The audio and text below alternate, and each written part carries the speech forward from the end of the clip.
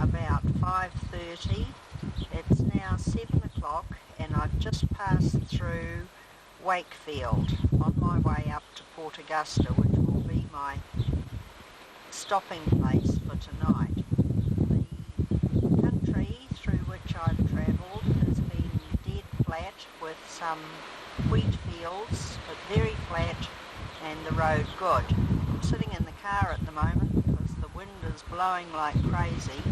It's 30 degrees and they're promising us 39. This is the colour of the sheep over here, not exactly our white sheep.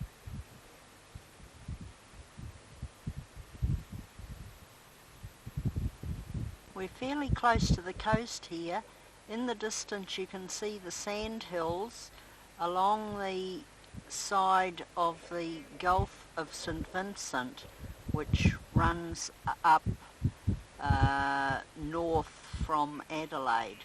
We're just about at the head of this gulf now and preparing to head inland again.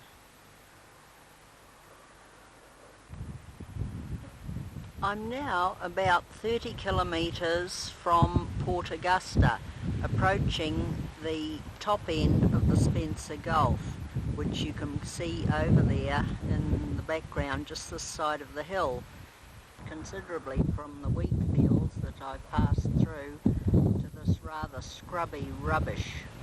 A little further down the road, about 4 kilometres from Port Augusta, and I now find that that is a power station. Further along the road now, about 20 or 30 k's from Iron Knob, and I'm on a little bit of a knob, that's why I've stopped, just to give you an idea of what the country's like around about here.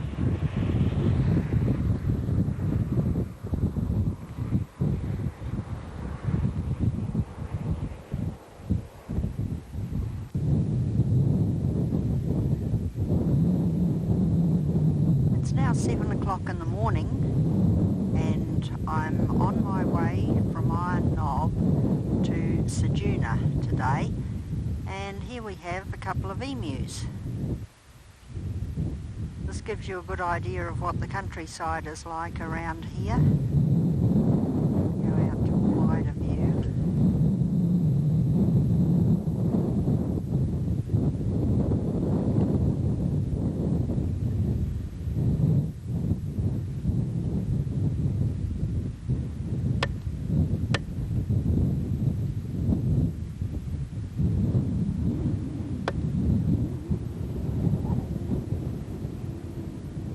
Road where I'm heading.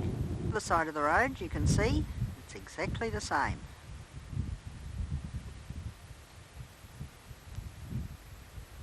Cloudy this morning and quite cold wind. After 43 degrees yesterday afternoon, this is what it's like today, and I've got a cardi on. Lines are all along the road. This sort of scrub, quite obvious that there would be some around. Further down the road, approaching Kimber, we get into the agricultural land again with the wheat fields.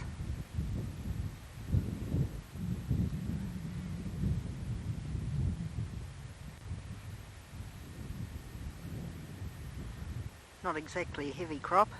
Silos are placed along the road for the wheat when it's been harvested.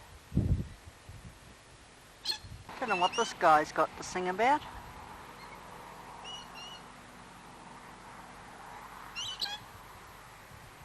Perhaps he's waiting for the grain to be harvested. So cattle over there, where I am at the moment.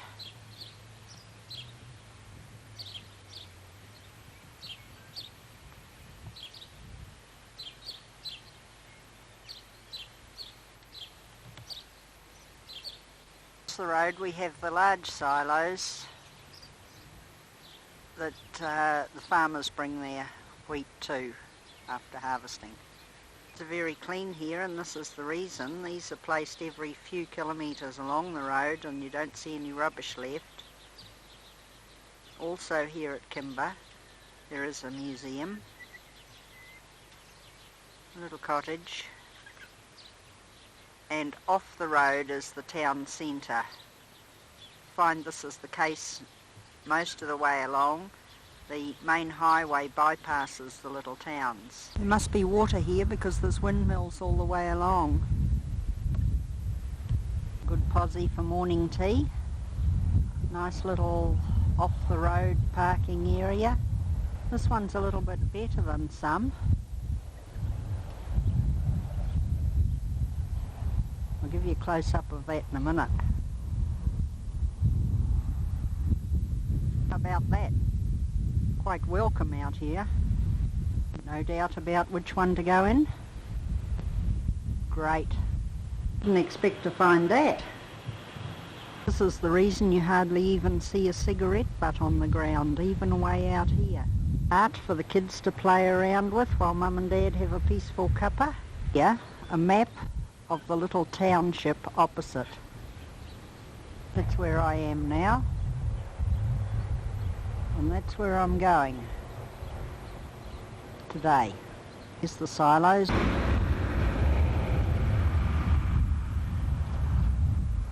the back view of the houses belonging to the locals.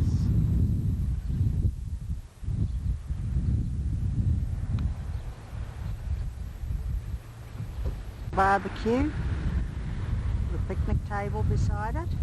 Time to pack up my things and head on further. The road surface is remarkably good. No trouble driving on it whatsoever. It's been like this ever since I left Adelaide. Just gently rolling, no mountains like you have approaching Tauriko from Greerton, but just little rises all the way along of about 3 to 4 metres. And along the side of the road for the last couple of 100 kilometres is the pipeline. Water, obviously. Don't know where it's come from or where it's going, but it's beside me all the way. 130 kilometres now from Ceduna, and still in wheat country. Every little township you pass has the silos, like I showed you before, and obviously very rich producing wheat country. Just 10 k's from Ceduna now. How do I know? These little markers are all along the road.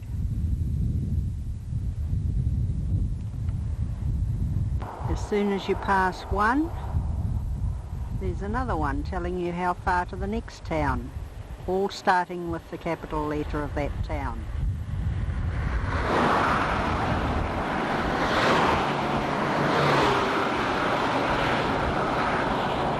Traffic's not always that heavy. I just thought I'd let you see that I'm not isolated. Here I am on the foreshore of the Ceduna beach.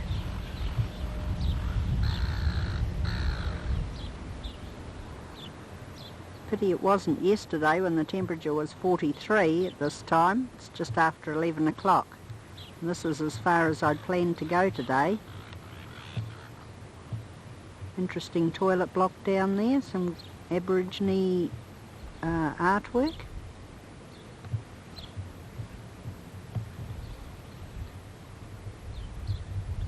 Parking areas.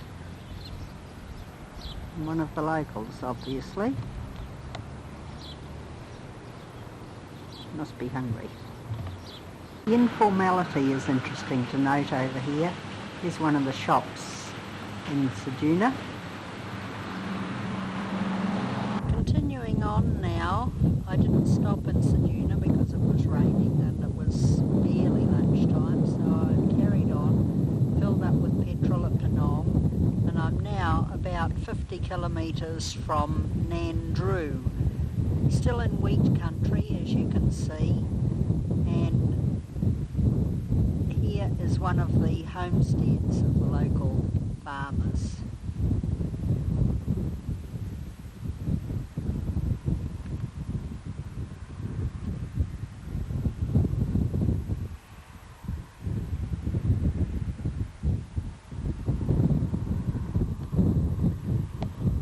road's still good.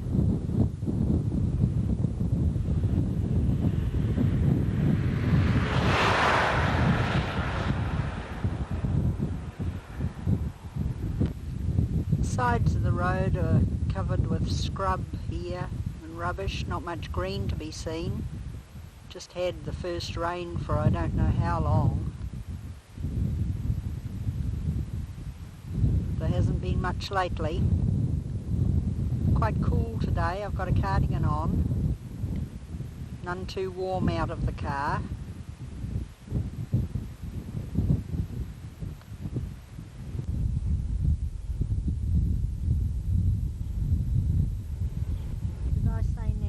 Before. What I meant was Nundrew, and this is the roadhouse and hotel motel that I'll be staying at tonight.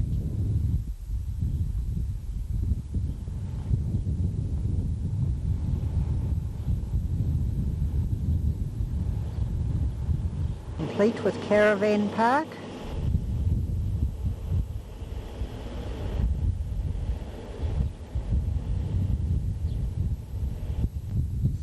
Countryside's not much to write home about here.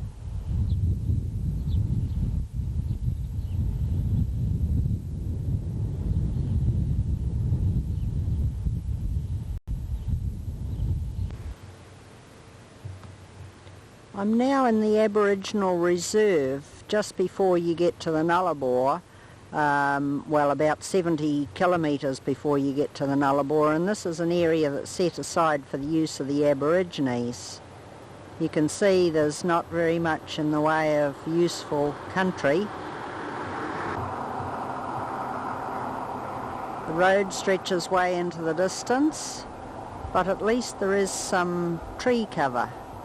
This is what you call the bush.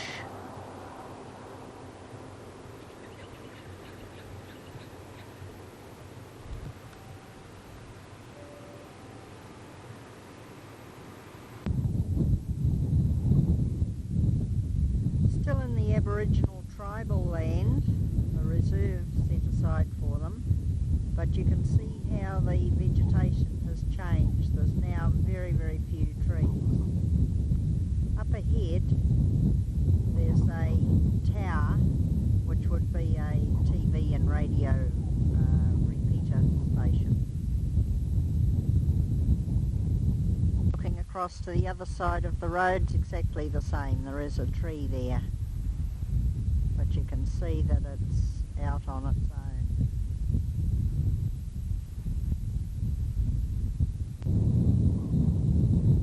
This is the sign I've been looking for.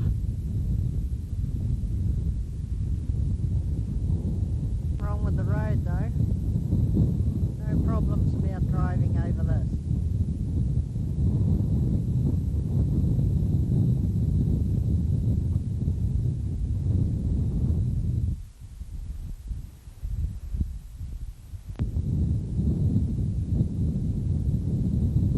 Signs are all along the road. Tells you where the next town is, 5 kilometres to Nullabor. What is available there and how far to the next place.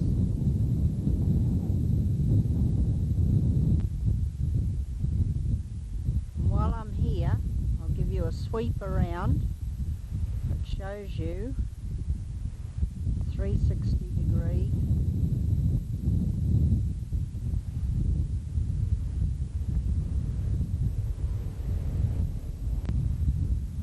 Here's a close-up of what vegetation there is here.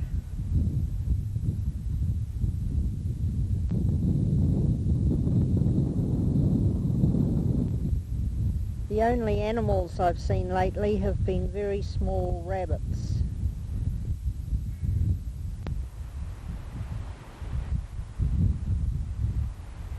I'm in the middle of the Nullabor plain and I've just turned off the road about 800 metres up to the coast, and here is the old grader that was used to form this road. In remarkably good state of repair.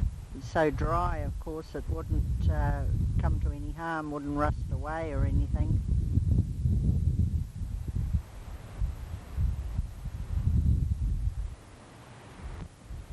There's a plaque on it, which I doubt very much whether you can read. I'll try and hold the camera steady and read it at the same time. It commemorates the sealing of the air highway in South Australia. Was unveiled on the 29th of September 1976. Edward John Eyre journeyed 1,290 kilometres from Fowler's Bay in South Australia to Albany, Western Australia, along the approximate route of this highway. He camped in this area on the 8th of March 1841. Eyre and his faithful companion, the Aborigine Wiley, survived hunger, thirst, desertion and death to reach Albany on the 7th of July 1841.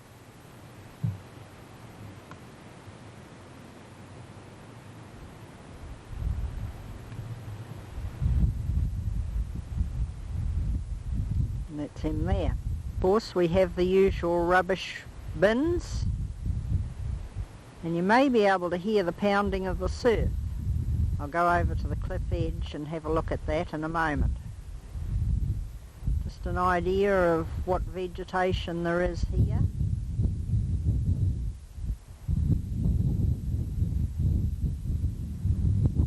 Warning notice over there not to go too close to the cliffs.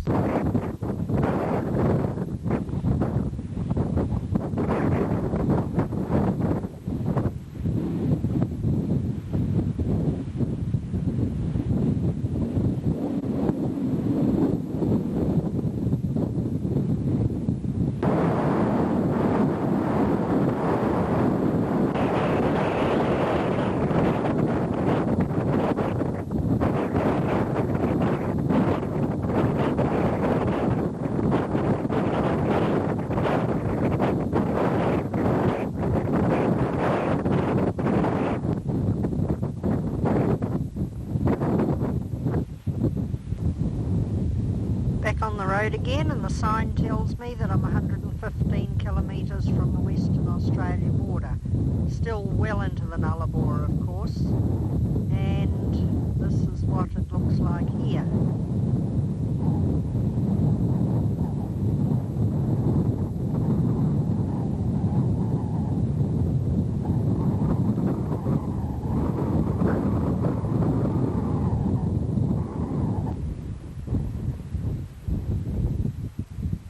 As they say, there's lots and lots of nothingness. But it keeps changing. A few k's along the road, there'll be more bushes. See what I mean? Only 10 k's down the road, and we've got all this scrub.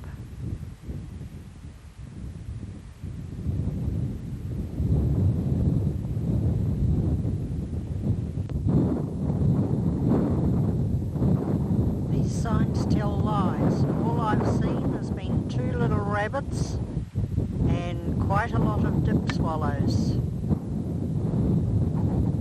but certainly nothing interesting. A bit further on down the track and we're back to barrenness again.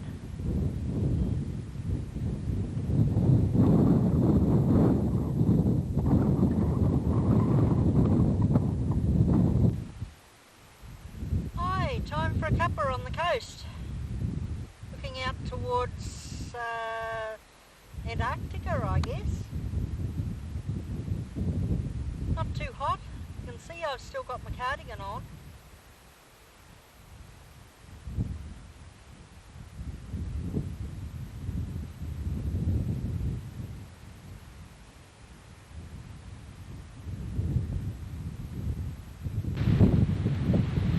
I told you there was coast here.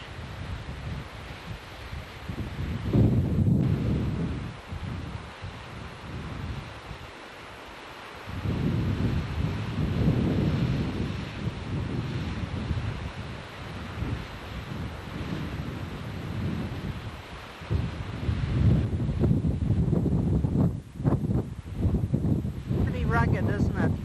It's supposed to be the longest coastline in the world, with high cliffs.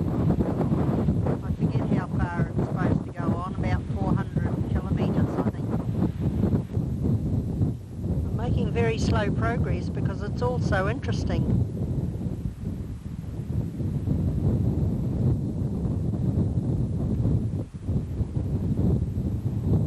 I'm about 15 kilometres from the Western Australia border.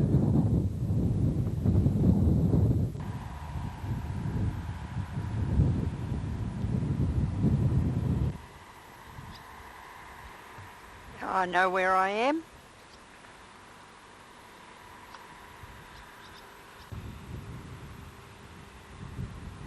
Lovely sense of humour.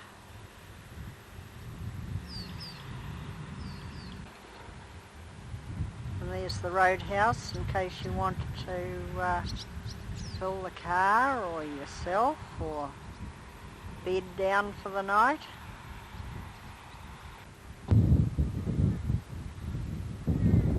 The sign tells us that the whale is 10 metres long, 3 metres wide and 3 metres high and weighs approximately 4 tonnes. It's constructed of ferro-concrete, just like the concrete yachts. The construction, transport and erection of the whale was undertaken as a community effort by the people of Albany.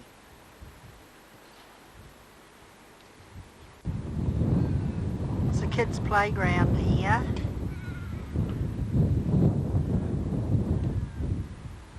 And of course the roadhouse.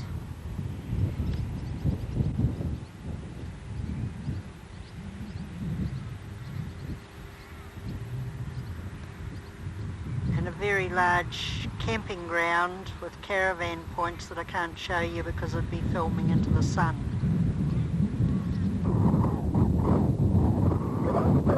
How's this for sandhills? Down on the beach now behind Eucla, and sorry the wind's still blowing. It's caused me a lot of problems, this wind, but not as much as it's caused for some others. I'll show you in a moment. The whole reason for setting up the town of Eucla was to provide a link for telegraph between Perth and Adelaide. But these winds that are causing me the problems have also caused problems for the old telegraph station, which has now been taken over by the blowing sand. It's actually very pleasant here today, not too hot. I have got my cardi off now, but very pleasant indeed. Just a nice little breeze. And over behind me, shifting, whispering sands on the shores of the Great Australian Bight.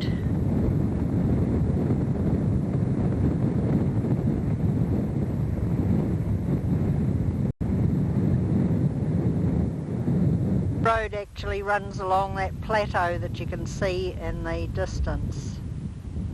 I had to come in 5 kilometres off the road over the most corrugated track I've ever seen in my life to get here to the old telegraph station.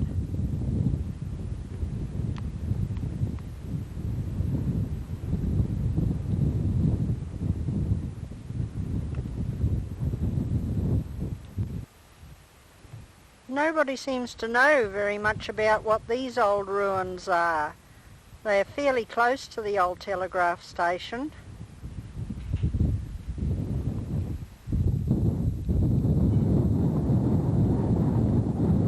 Obviously it's been somebody's home. There's an old stove there. Crumbling, burnt out corrugated iron and collapsing into it. And a dried up kangaroo skin hanging above the door. Looks as though somebody might have tried to resurrect it at some time, because those are modern concrete blocks there, or I'm mistaken.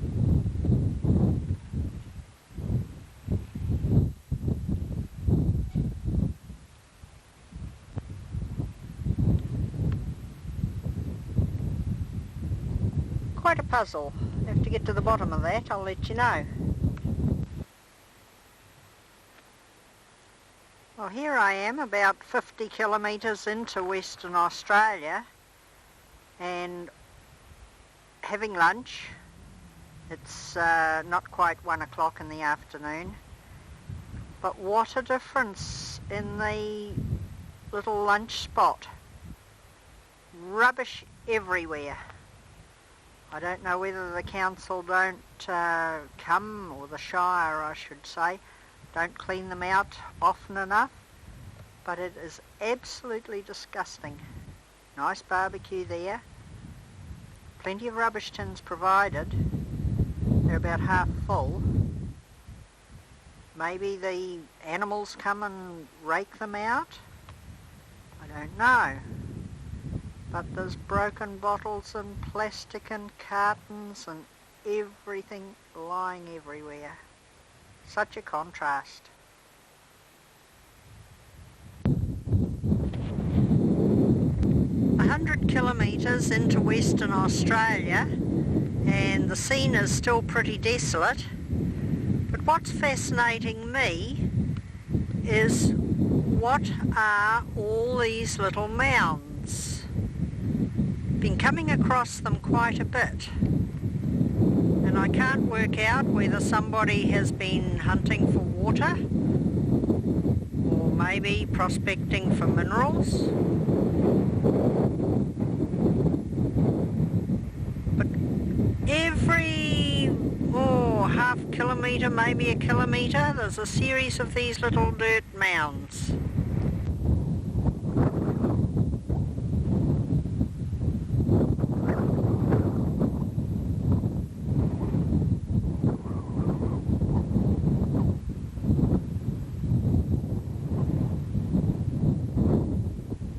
A few trees.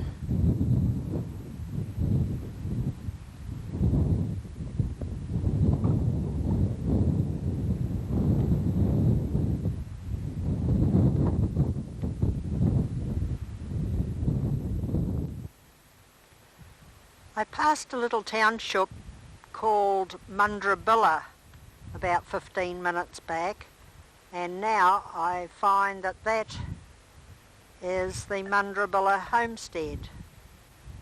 They must be farming, I think, up on the tablelands, the Hampton tablelands, up on the top of that bank there, because you can see the track leading up. This tableland, the embankment to it, I've been following for about the last 150 k's since before I got to Eucla. It goes all the way along, almost as far as the eye can see.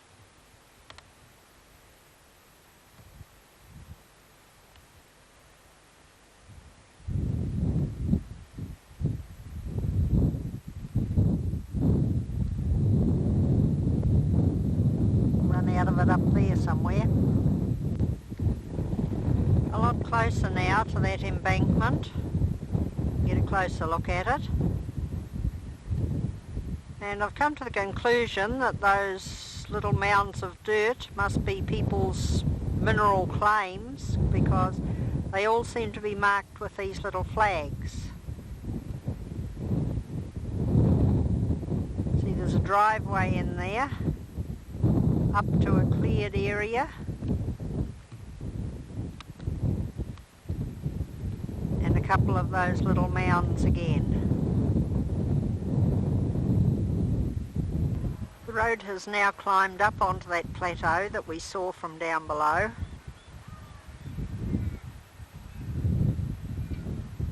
And that's looking out to sea along the type of plateau that I've just been driving along for hundreds and hundreds of kilometres. See various tracks in it. I don't know whether there's too much light getting in the front, but I've just had an ice cream at the roadhouse down there. If you can see the roof of it. This is where I make another one of those decisions. It's about 3 o'clock in the afternoon, starting to get hot. Will I call cockle biddy a day? Will I push on a bit further to Saiduna, 150 26 k's. I don't think I'll make Norseman.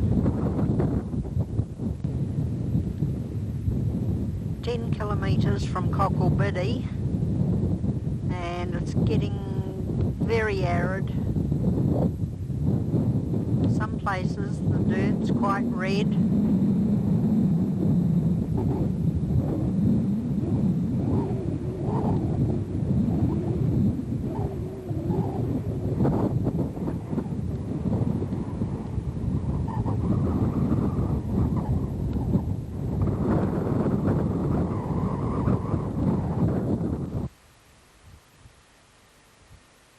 Yes, I'm on the way again. It's just on 6 o'clock in the morning, mid-West Australian time, and it's a beautiful morning, as you can see. Probably get hot later in the day, but lovely, lovely morning. Crisp and cool, got a cardigan on, and I'd have a coat on if I had one handy.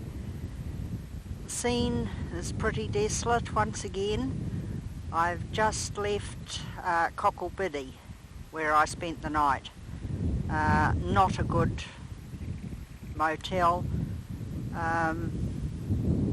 but however, it was a bed for the night and I slept well.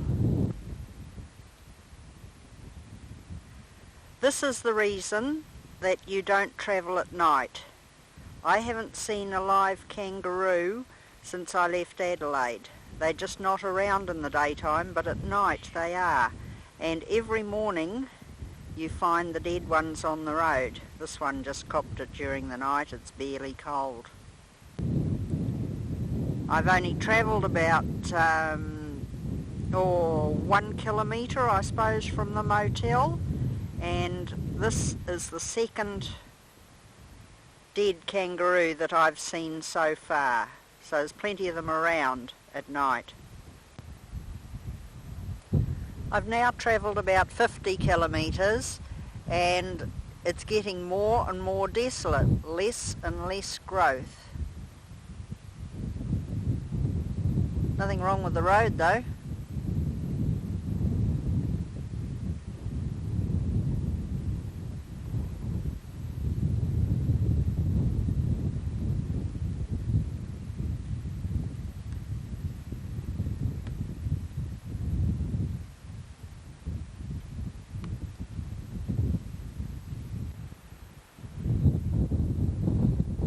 Another thing you get here in Western Australia is the water tanks along the road. This one is at least 100 miles in any direction from anywhere, and you have a bit of roof for shade, you can park under it, and from that there's drain pipes going into the water tanks. You're advised not to drink the water, but in an emergency it could be very handy for the car. This one has a truckie who's stopped for a sleep. Car transporter.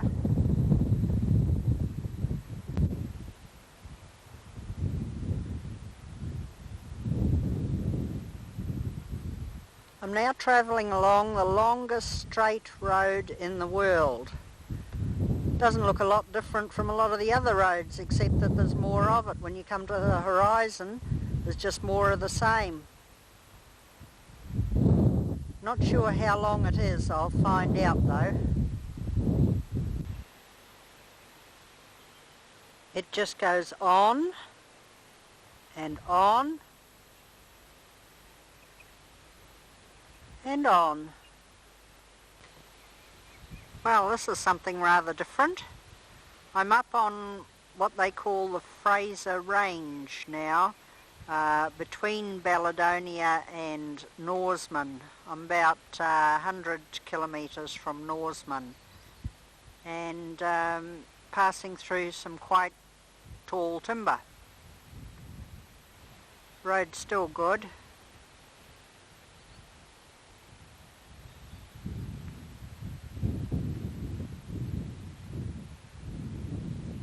I've just passed an area where they allow camping, and there's also a youth hostel in there.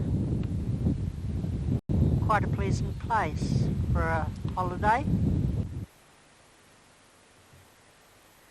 Still travelling along a fairly heavily timbered section of the road, now about 35 kilometres from Norseman. So I've been in this for probably about 70 or 80 kilometres. All along the sides of the road there's small patches of yellow wildflowers.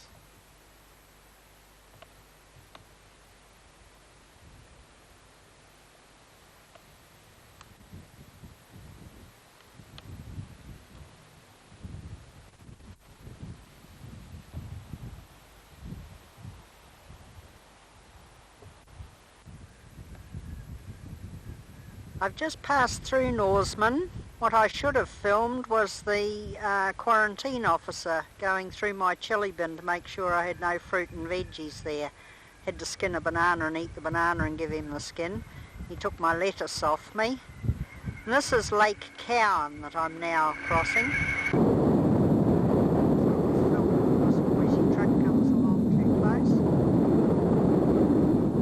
Wind again.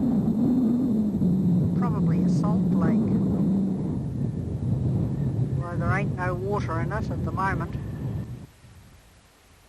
Much the same sort of country along here, about past Norseman about 30 or 40 kilometres ago, and about 150 to go to Kalgoorlie. Still fairly heavily wooded, but not so much undergrowth, and the roads still straight, the odd bend in them. Now we're getting somewhere. This is the signpost I've been looking for. I'll go through Kambalda. It cuts off about 15 k's. Pretty dry looking country once again. But when it rains, and the roads have got these water runoffs graded into them. Every few miles along the road there's a notice floodway, which seems rather a contradiction when you look around. But they've graded the little runoffs for the water because when it rains, it really rains. And with the ground being so dry, of course it doesn't soak in immediately, it's like concrete. Just out of Kambalda there's a salt lake that I was telling you about. It covers quite a wide area.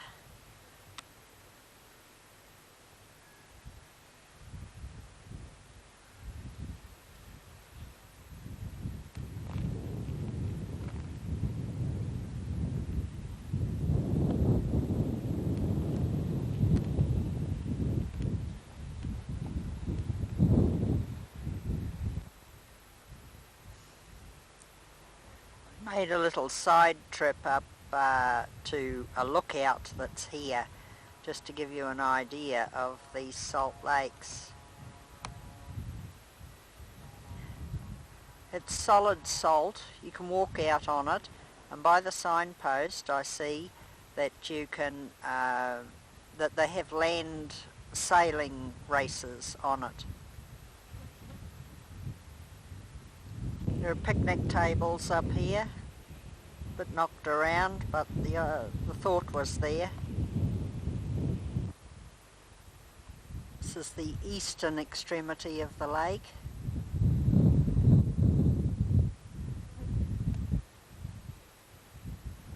And there's the Kambalda nickel smelter working away. Just to the left of the nickel smelter is some of the housing for the workers.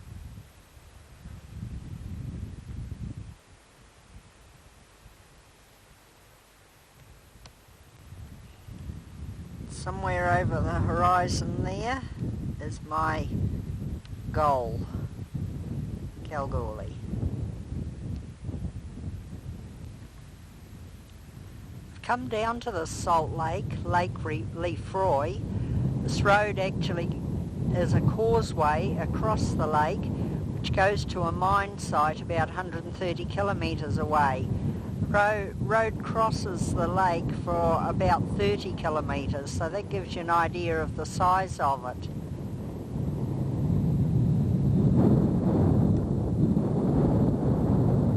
It's solid salt. I'm actually standing on the salt at the moment. On the road again, and not much further to go now. Getting close to gold bearing country. There's some little exploration mounds.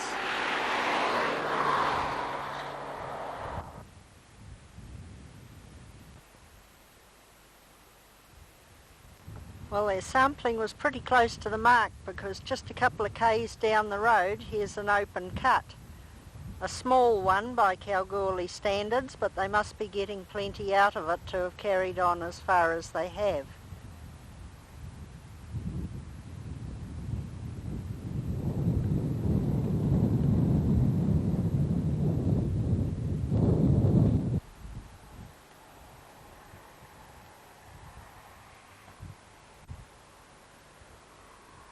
As you can hear by the traffic, we're right beside the road. And there in the background is the tailings dump. A closer view of down in the pit.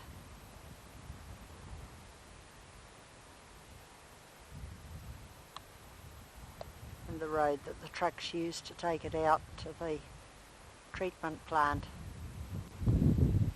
Must be getting closer, the dirt's getting redder.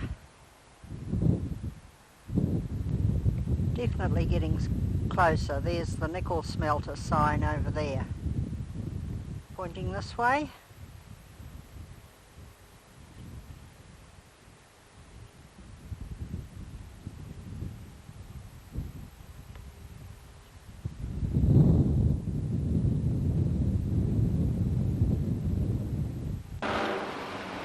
Well, here we are in Kalgoorlie. Some of its fine old buildings.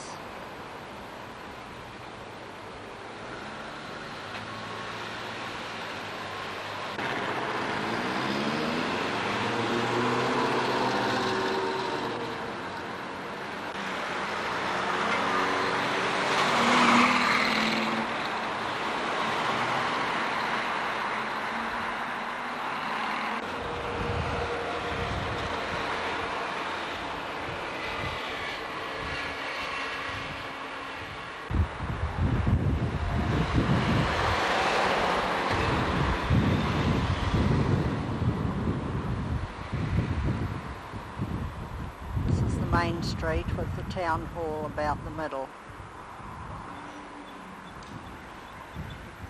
Sorry, that's the post office, not the town hall. The last shot was the town hall.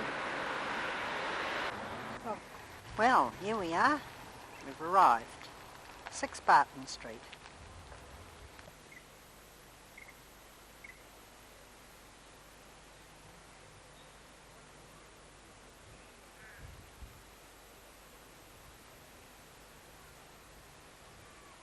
This will be home for a week, and then we're shifting to another place on the other side of town.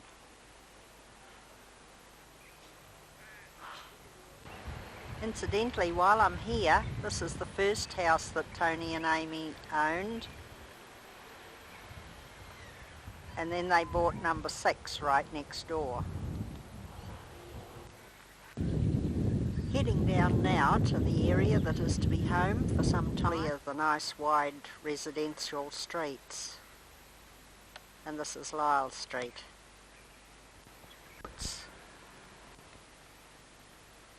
And this is number 54.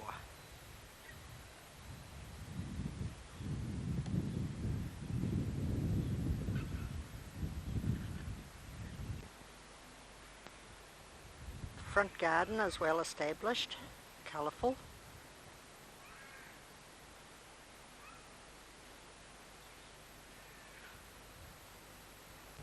Not quite roses round the door, but oleander and hibiscus.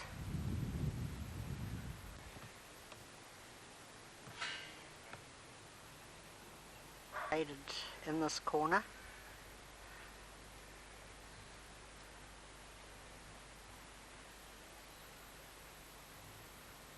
citrus tree there, and a great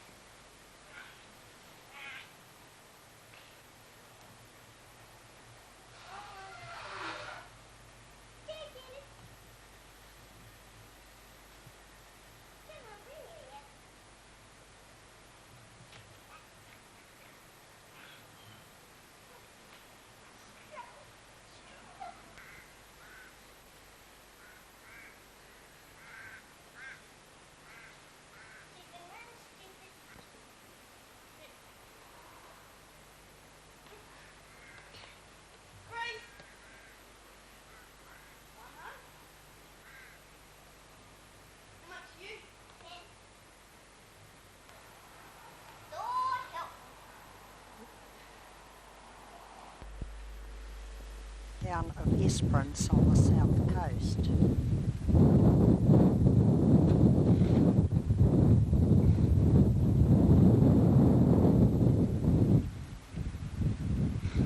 Esperance nestles on the shore of a large bay, which some call the Bay of Isles.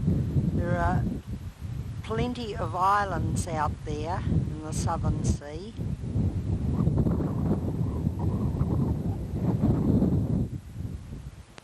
And it's rather like Mount Maunganui, predominantly a seaside retired person's resort. Plenty of fishing, good fishing. And there to the west is the Pink Lake. From this distance and on a cloudy day it doesn't really look pink, but when you're up close the algae in the lake give it a distinctly pink colour.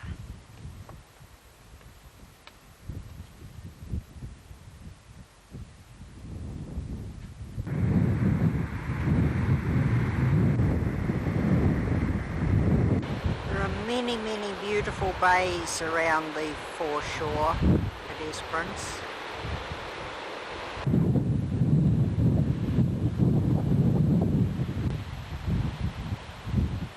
This one's well named.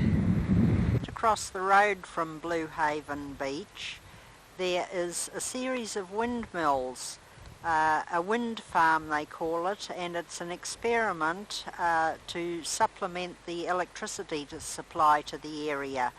They're not sure whether it's going to be economical yet, but at the moment it's supplying about 20% of the power for Esperance.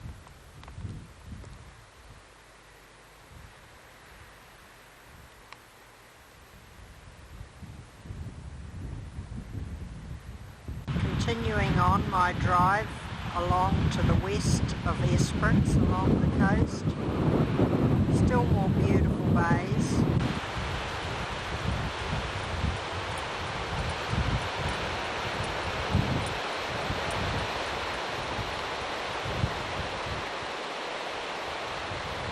I'm not up at Ruapehu. The sand dunes here are really white.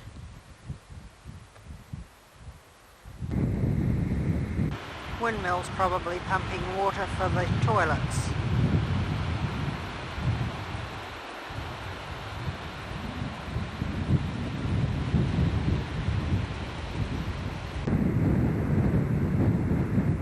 There's plenty of land here for expansion. Haven't passed a house for miles.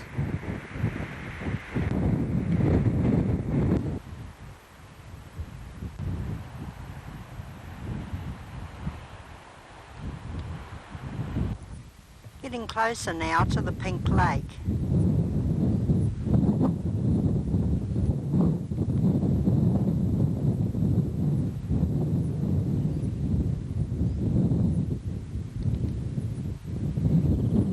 I'm told that on a sunny day it looks even pinker.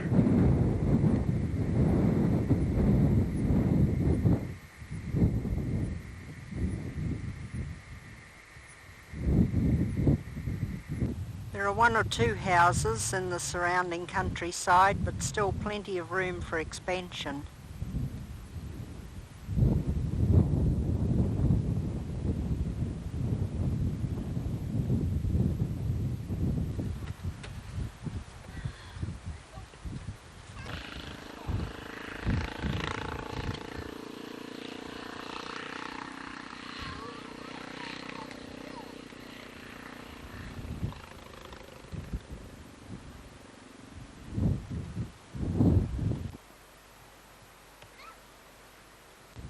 Banksia is growing wild along the shore. Some of the gums are in flower. Little pink flower here on a plant something like our tea tree. Pretty little bluebell type thing. There's also a very brilliant coloured orange bush. It has a thick fleshy leaf to withstand the dry conditions, but the flowers are beautiful. Foreshark area, oceanarium there.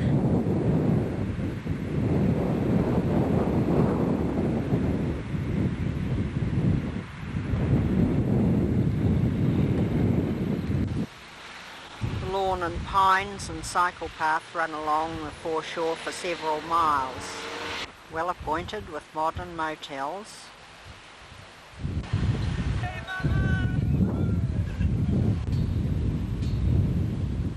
And a modern shopping centre.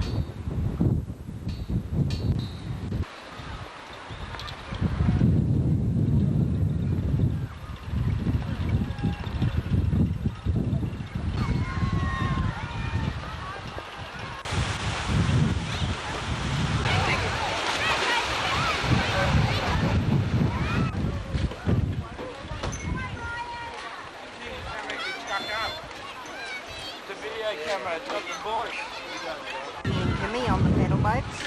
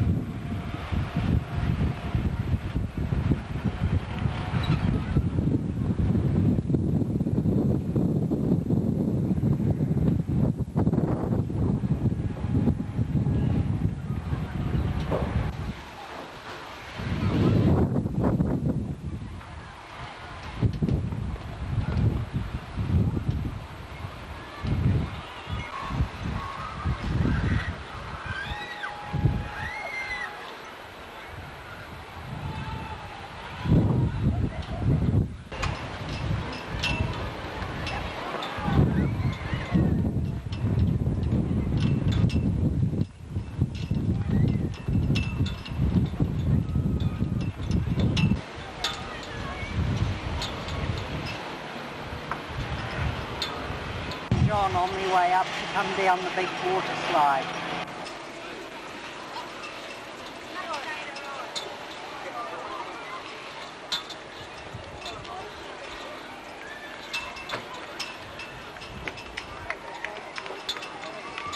Two popular characters. This is Nick and Bill.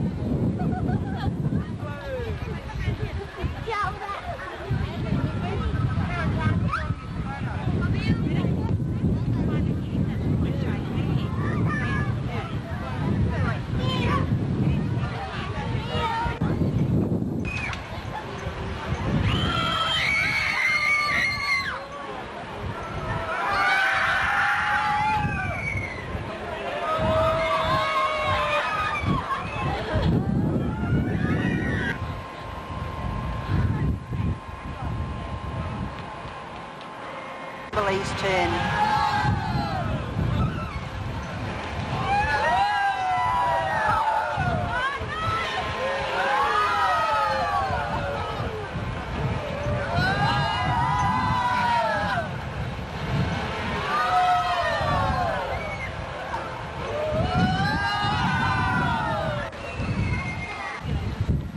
Kimberly and Jonathan on the little sneaks.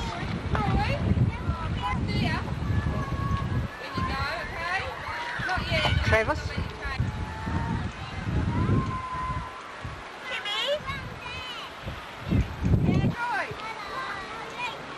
Travis on this side with his little mate. John with Travis and Jonathan in the tube. Christopher.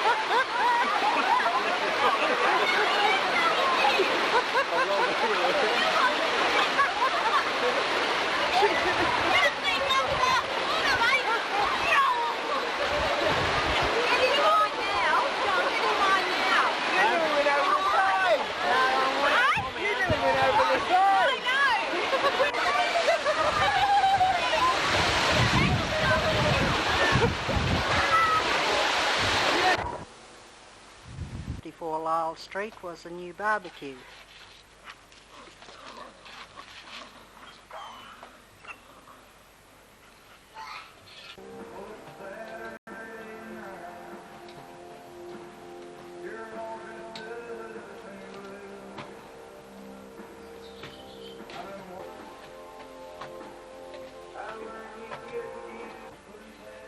And while all this was going on, the rest of the family wasn't idle either.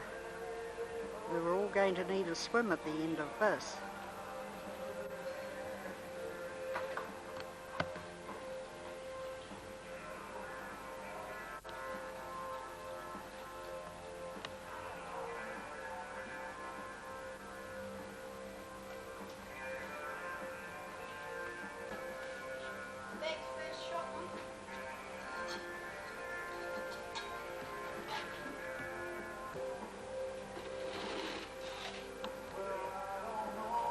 Distance away, yeah. Or whatever. Don't make it too long. Here's Mum chipping in and doing her part, filling the wheelbarrow. Put your back into it, Mum, and look at her go. Nothing like working up a sweat.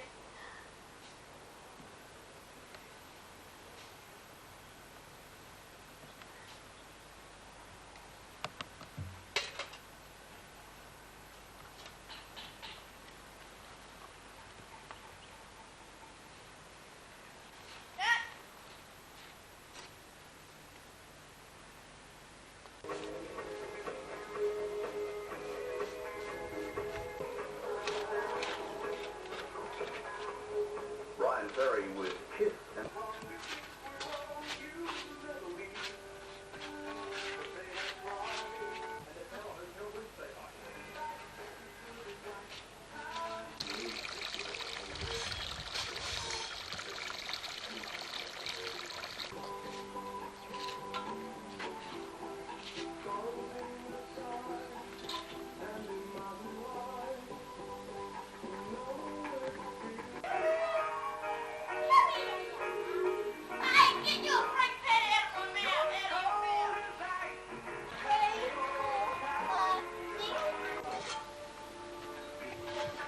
Nana and Dad hard at work. And this is the finished product.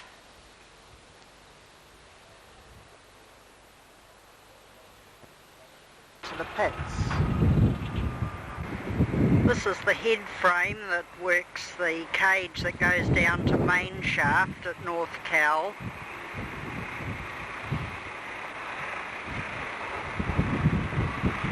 And right beside that they've started one of the open pits.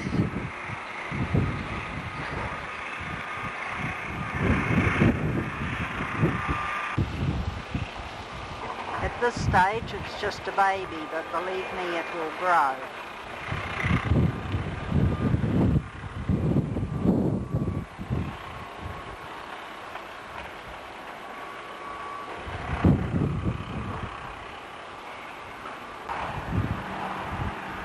Dump trucks coming back for another load. Down there you can just see one of the loaders loading up another truck. All in the background is where they're dumping all the spoil, presumably after they've extracted the gold from it. Still plenty of head frames around. large and small.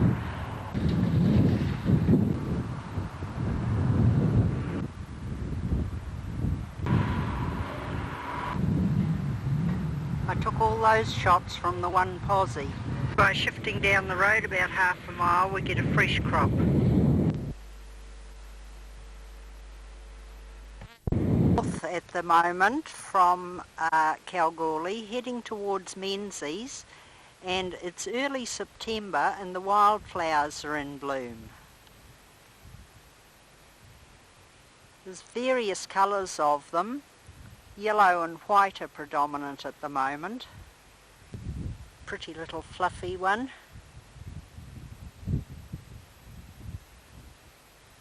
Then there are two different kinds of yellow ones. This one's making quite a show over quite a wide area. Another one growing right next door to it. Different type. There's a good selection of colour, the yellow and the red and the white.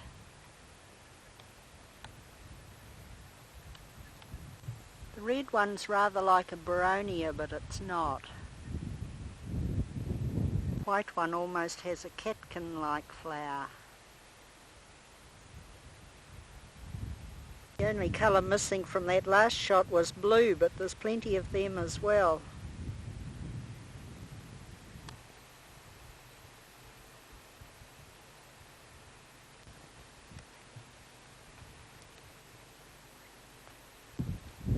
There's another red one.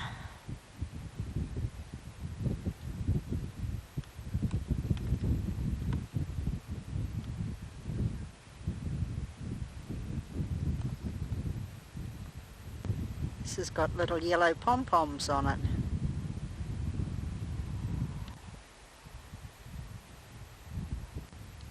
There's not much else here but wildflowers and a few diggings.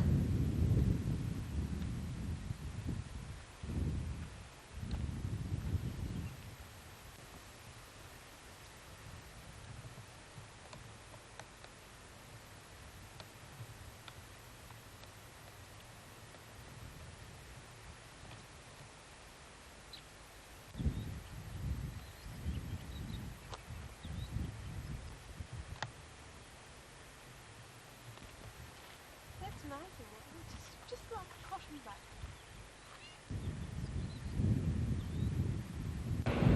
Now you've got this one. This gives a good view of the different colours. The white on the left, the yellow in the background with the pink just hiding underneath it, and then the blue in the foreground.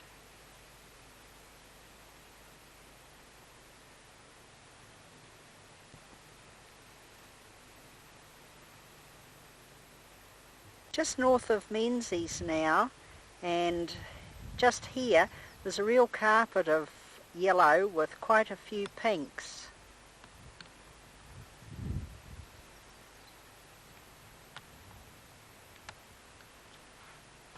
Plants here. There's a yellow dandelion daisy type one. Little white one, which is like paper. It's so thin. Then there's these little yellow ones like that, and their head's like a bell shape. And then there's these little pink ones like that, in clumps all over the place. And another pink one that grows straight up, with nothing else, no leaves or anything. And then another yellow one which grows just straight up like that.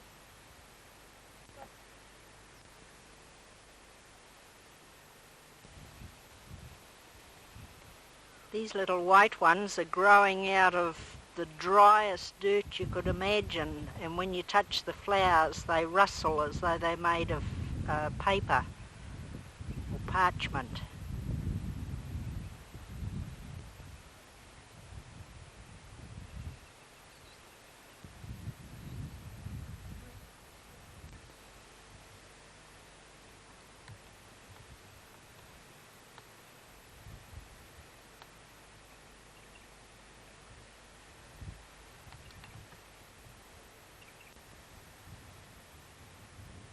again. There's little yellow ones growing in the same sort of dry dirt. Near miles from anywhere there's a couple of Aborigine humpies that they have lived in at some stage. They're abandoned at the moment and nothing in them. For a variety, there's a bit of pink. This is a savage little beast. He's covered in pink thorns.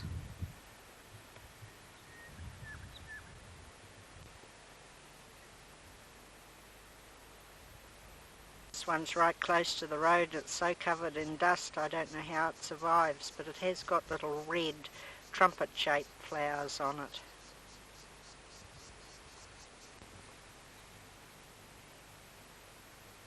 This one's got masses of yellow flowers on it, and there's bright green seed pods forming.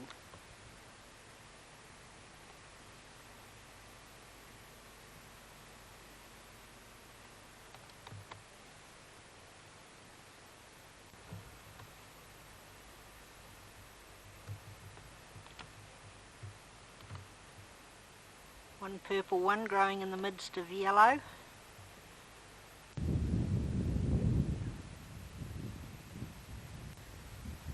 Thirsty day today. These emus have come down to this waterhole for a drink.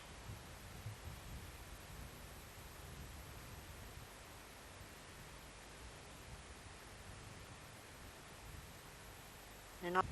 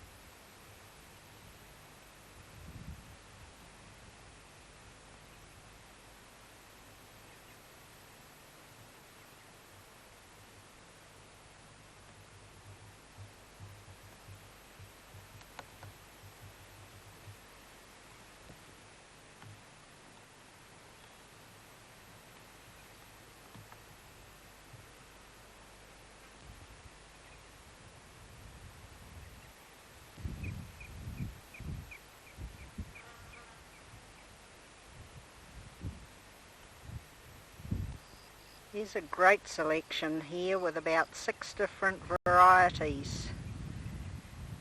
Got the little blue daisy and a pink daisy, a yellow one, white one, and sort of a bronzy orangey one, and one which I don't think the camera is going to pick up is a white fluffy one with little red tips on it.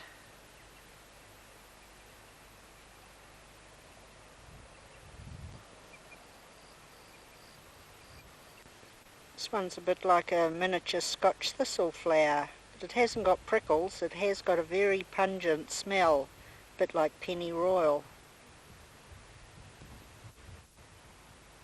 Good example of statice growing wild. And the white one right beside it. Quite a few of them growing here right beside the road. Here's a pretty little blue one.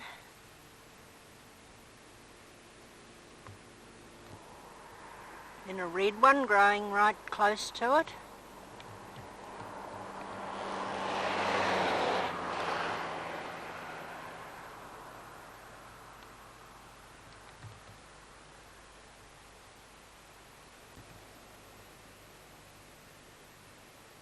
This is a different blue one again. Got a little white centre to it. This one's almost lime green. There's no doubt about it, Western Australia in the spring with the wildflowers in bloom is quite an amazing place.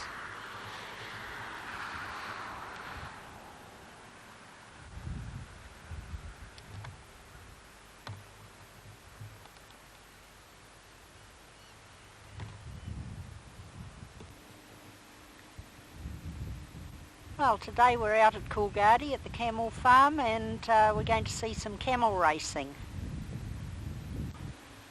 Some of the camels in the enclosure over there waiting for the first race to start.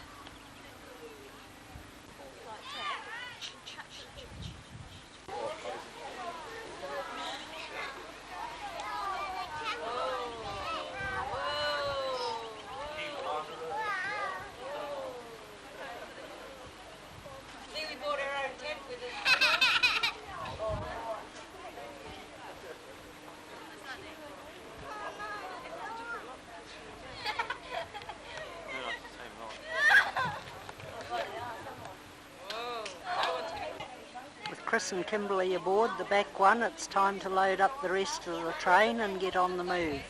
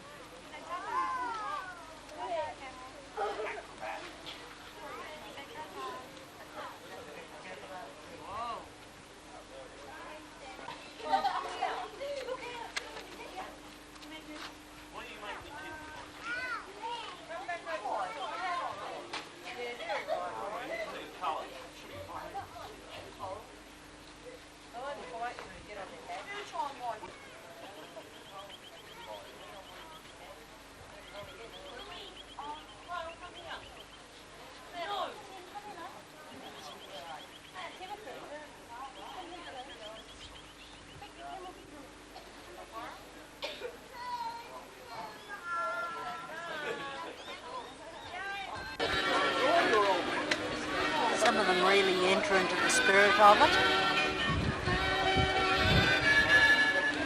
Riders and camels again. On camel number 1, you'll see the numbers are stenciled in chalk on their necks. Number 1 is Duke, being ridden by the innovative Simon. Number 2 is Twisty, being ridden by Tonya. Now, Tonya is the secretary. I'm sure she'll be taking quite a few notes during this ride. Number 3 is Insel. Insel is worth putting your money on. He's a bit dodgy, but when he runs, he runs. Insel is being ridden by Calvin. Now Calvin coordinates grocery. So if you have problems in your kitchen, after the race, have a talk to Calvin and he'll help you coordinate your grocery. Number 4 is Felice, being ridden by our intrepid Pommy traveller, Steve Hans.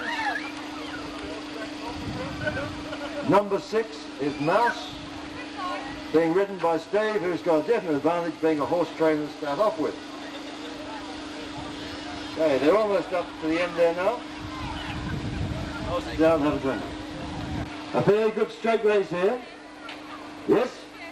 Looking good. I wish I could see what the camels' numbers were to call them properly, but the one in the lead is going very, very strongly. There's no question. Number 1, we've got Duke taking a strong and very, very close for second and third. Number 3 coming in, and 6 followed by 4, and 2 is being very slow. Looks like horses and camels aren't in the same boat. And we have the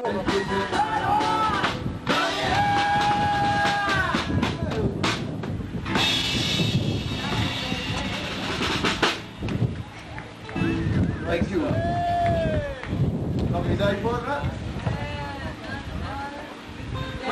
Where's the tab anyway? There's a little song entitled Crazy Mama.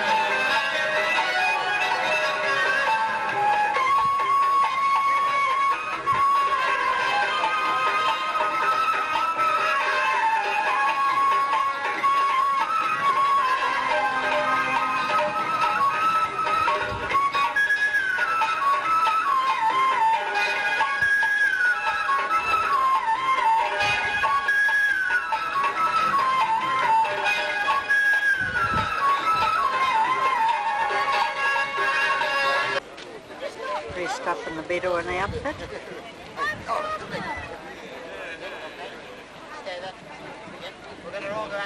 Go in the running race.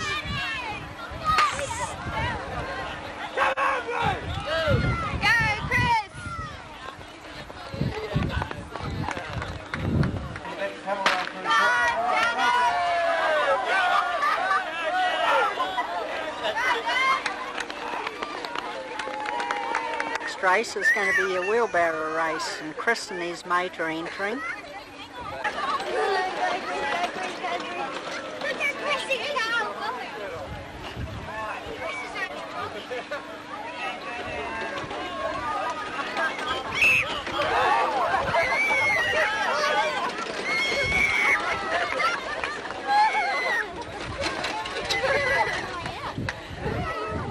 And second in the running race, and got a medal to prove it. Ready to saddle up for the next camel race.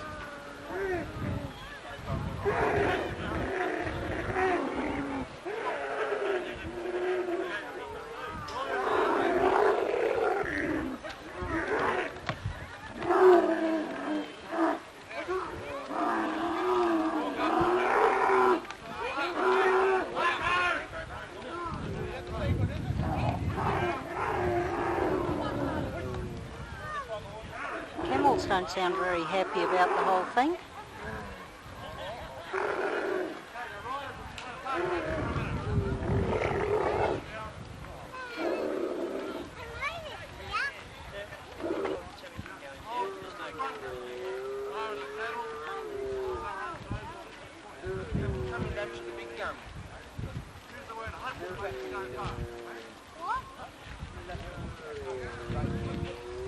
Noel Mackay giving last minute instructions to the riders.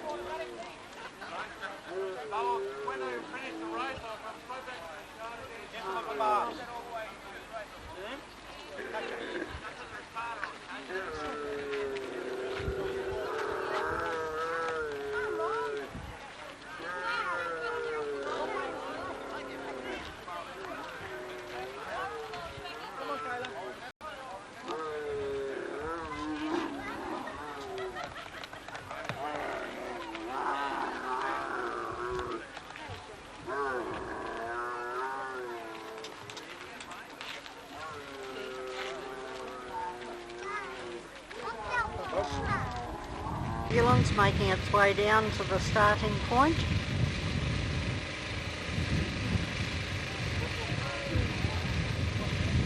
Game starters in the race.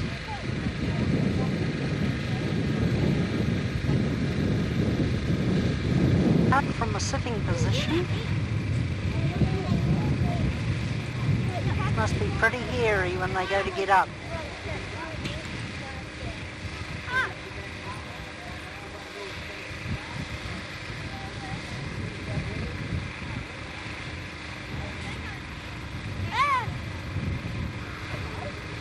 They're off.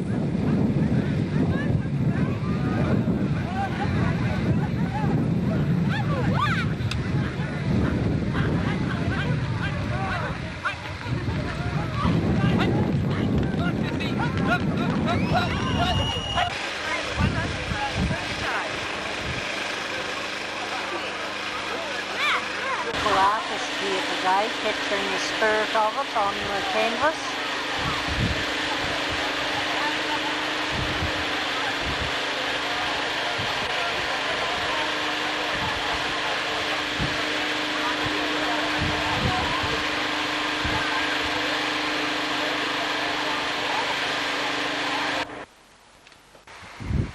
We're at the Kalgoorlie airport and Alec is going to take us up on a flight.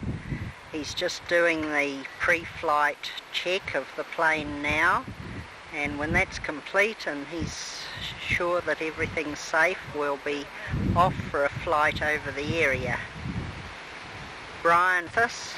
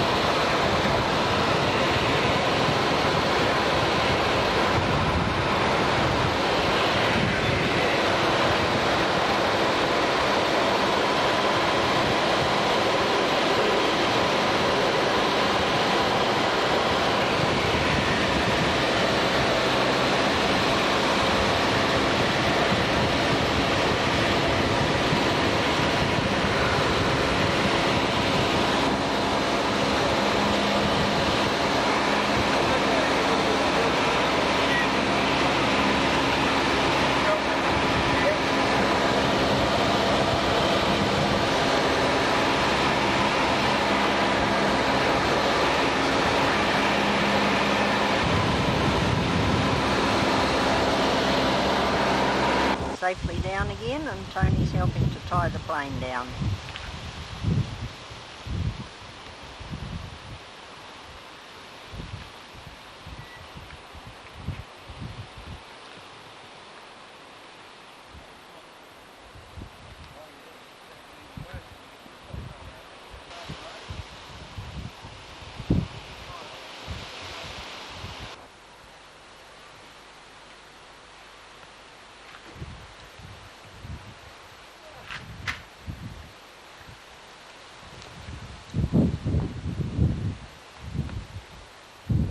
Down to Wave Rock, which is southwest of Kalgoorlie, and on the way we've come to this rock, which is called King Rock. It's about 408 kilometres from home.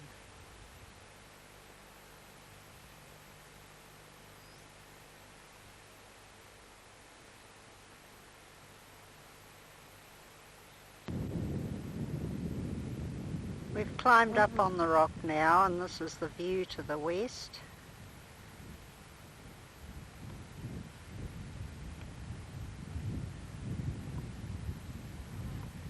You can see the car down there, give you an indication of how high we are.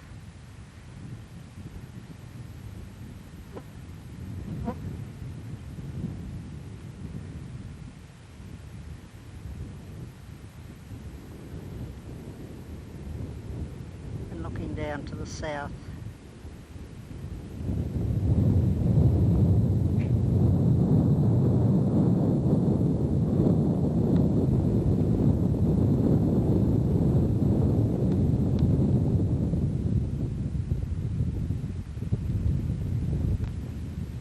They use these rocks as water catchment areas. They cover quite a large area of land. Of course, the water doesn't soak into them, so they build these little nib walls around and channel it into a reservoir.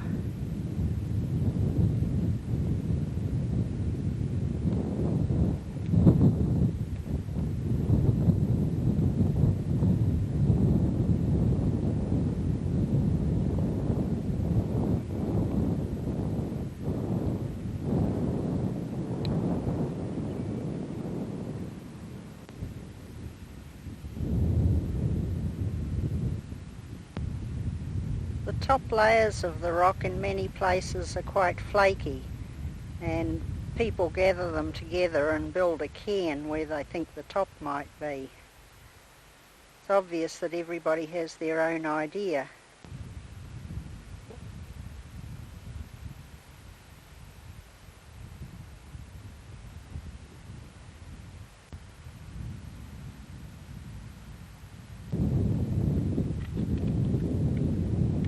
From the top to the south and coming around to the east shows some of the surrounding wheat fields.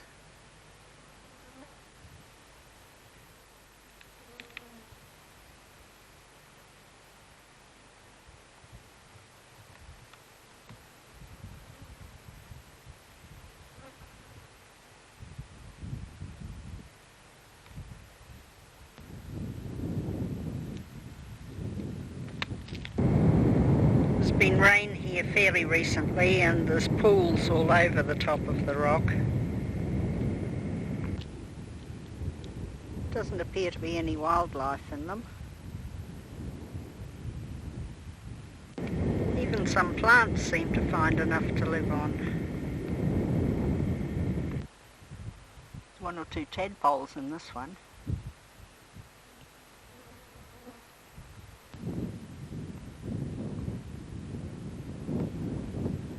Another view of this meandering great wall.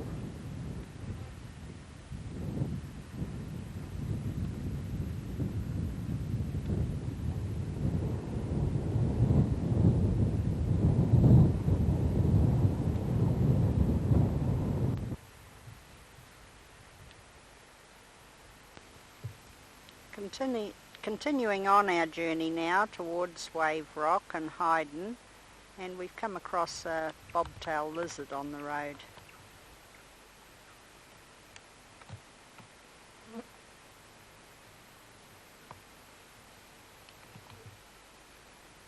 He's not going anywhere in a hurry, but he is alive.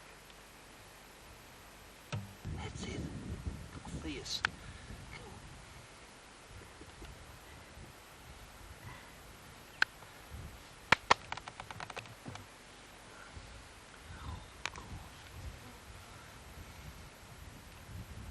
It's known as the humps, and this is used as a water catchment area to supply the town of Hayden.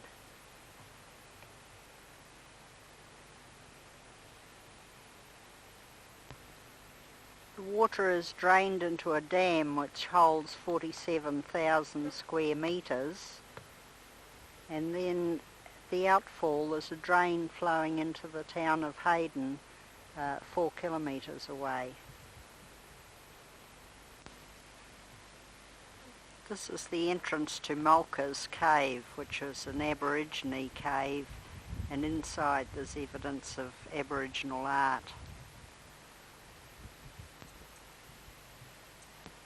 These examples of Aboriginal art were made by stenciling the hand up against the rock and having some plant dye in the mouth and spitting it at the rock, therefore giving you the impression of a hand.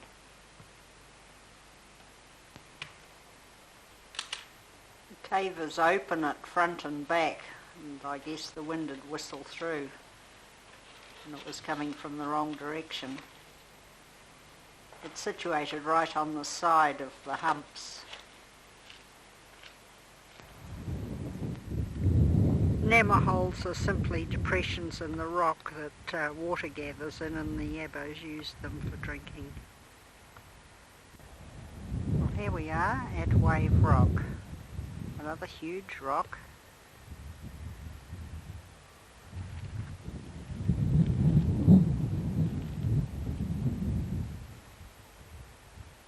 And that's what gives it its name. Photographer being photographed from both angles. I'm standing about halfway along now to try and give a sweep to give an idea of the size of it.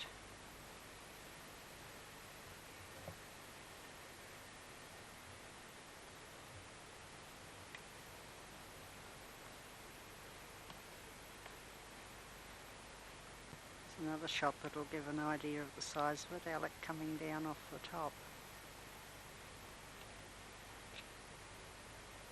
This shot shows what looks like a massive fault, as though somebody cracked it at some stage and trying to mend it again.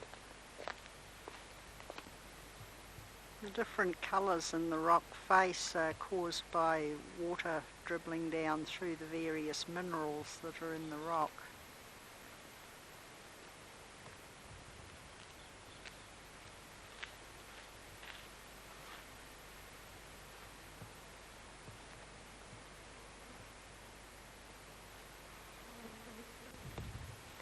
I'm now standing up above the wave on the top of the rock, and you can see once again the retaining wall for conserving water off the rock.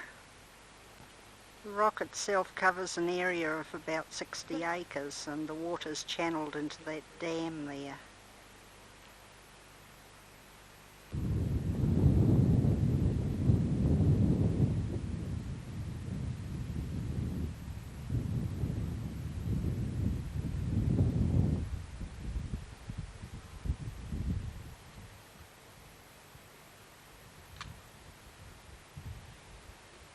We're now walking around the side of the rock towards Hippo's Yawn.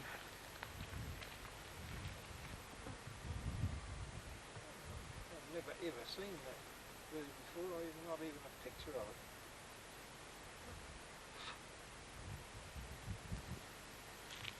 Well, there it is. Hasn't gone to sleep yet. You ready? Yeah.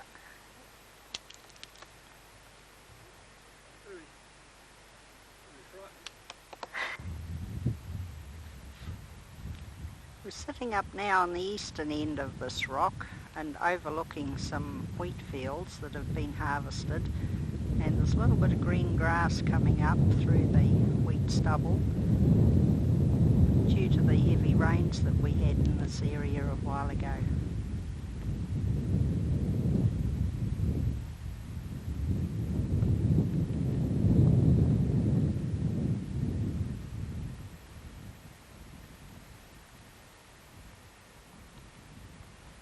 Over there to the north you can see the humps where we were a while ago. There's a lake formed out there to the north, also due to those rains. Hey, he went. Lost him. There he is.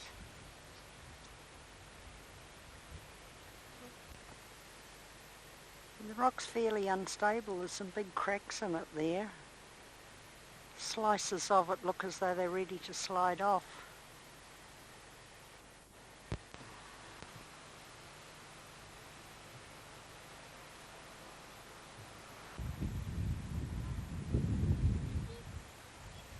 Well, we've made it to Albany, and this is a view from the top of Mount Clarence, which is almost in the town of Albany, which is behind me, looking out to sea.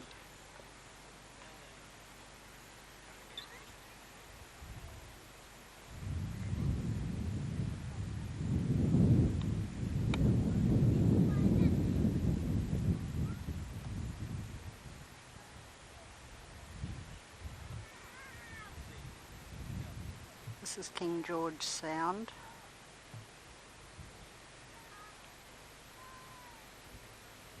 The islands of Breaksea and Michaelmas.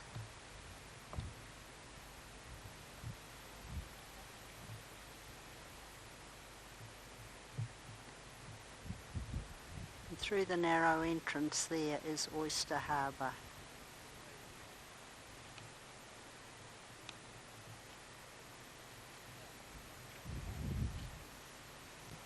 Across the other side of King George Sound are the remnants of an old whaling station which we'll be visiting later in the weekend. On this point, jutting into the bay, is the remains of the quarantine station that they used to use for the migrants coming into Albany in the early days. Here's one of the guns that was installed for defence of Albany during the 2 world wars. In fact, this whole area was an army barracks. Shot is taken from the signalling post set up by the Americans during World War II for defence of the harbour, and it shows what a good view they had of the whole area.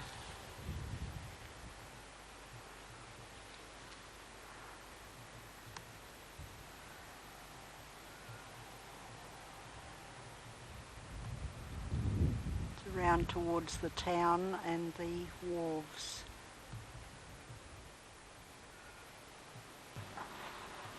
The old army barracks are being rebuilt and turned into a tourist attraction.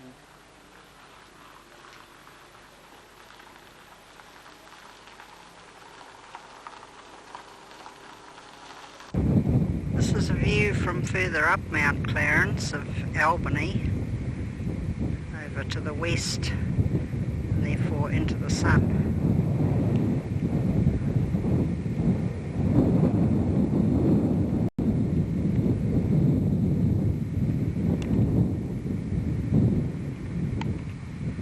Down to the town jetty. This monument is a replica of one that was erected at Port Side that was blown to bits during the Suez Canal fighting in 1956. Emu Point in the late afternoon. Everybody's after cockles, mainly for bait.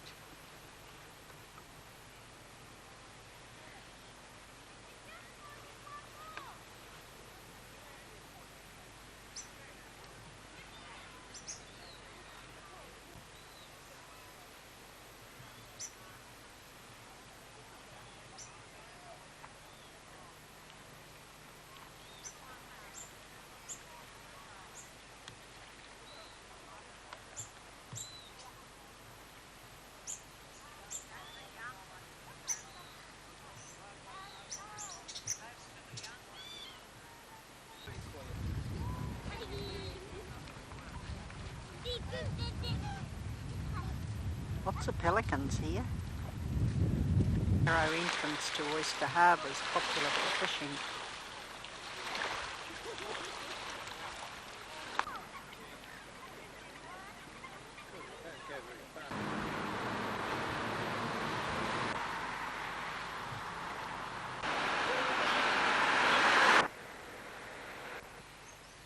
We're now down at Frenchman's Bay at Albany, and there's the remains of an old whaling station here. Whaling was very big in Albany in the early days. This was a Norwegian whaling station which operated between 1912 and 1915. Very pleasant picnic spot on the shores of the bay.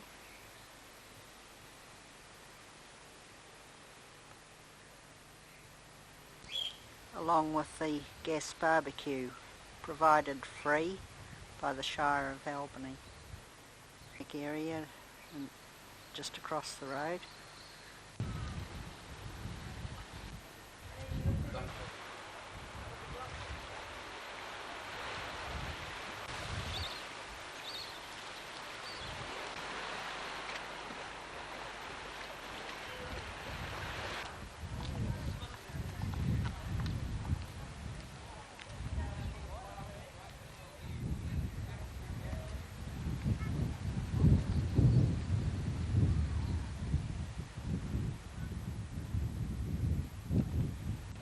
This chaser was built in Norway, and it was in use here up until 1978.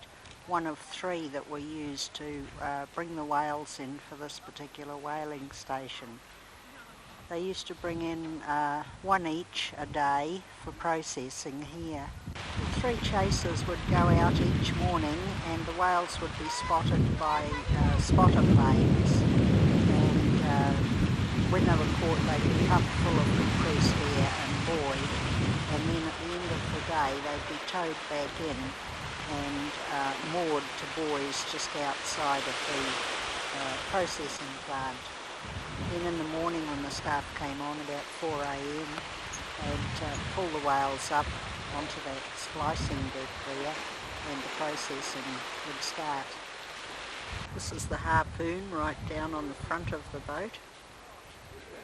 The carcasses were towed up here onto the flensing deck where the head was taken off and the body cut into strips and winched up here and up that ramp onto the higher deck where the heads were cut up into pieces to drop into the cookers, and the rest of the bodies were dropped into the pressure cookers.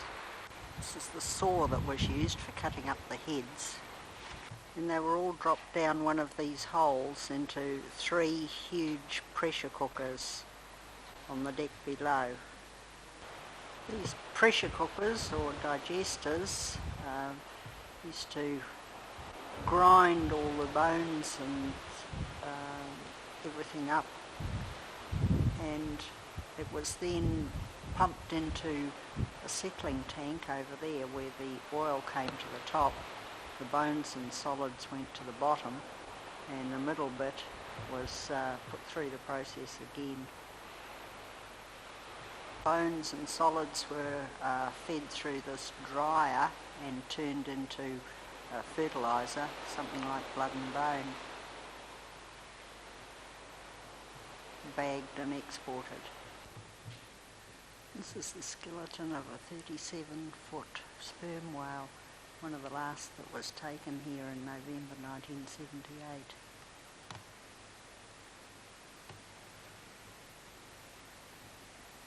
Behind that is the skeleton of a 72-foot pygmy whale that beached itself in Albany in 1973.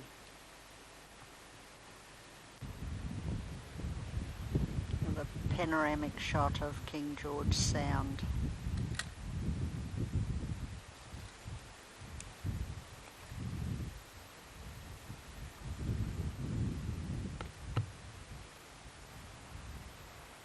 It's the little bay where the abandoned Norwegian whaling station was. further over behind it is Whale World.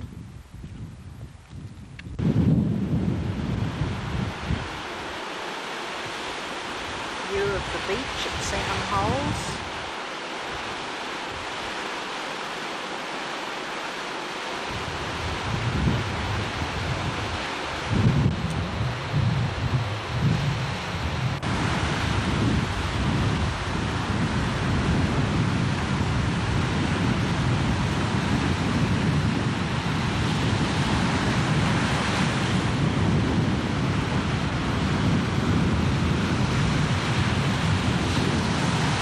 Walking through one of the tracks in a national park above Salmon Holes, and as usual there are wildflowers in bloom, although it's not the season for them. There are banksias, abundance of this little bush with white flowers on. Alec up on a vantage point.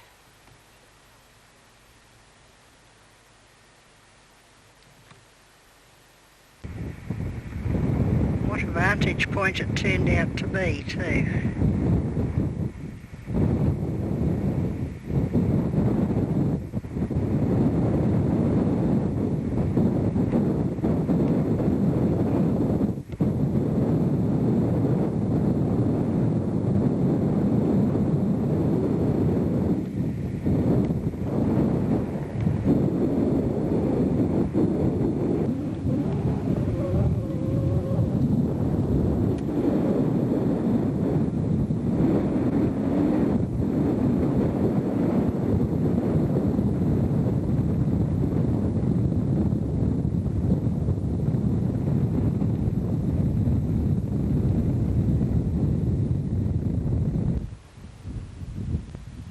Albany nestling between Mount Melville and Mount Clarence.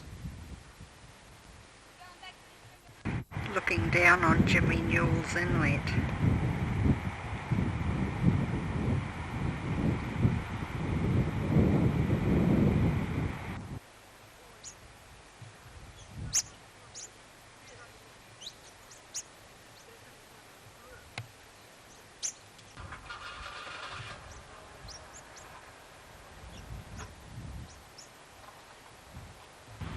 Next stop along the south coast was the Blowholes.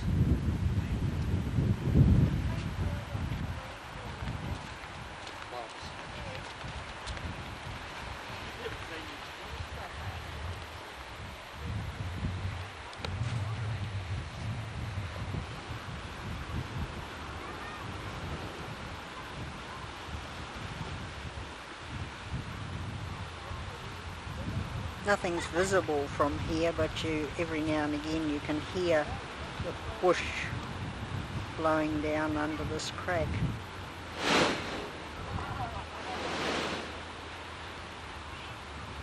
Here comes another one. Ah, even bigger. Here comes another one. Stay there.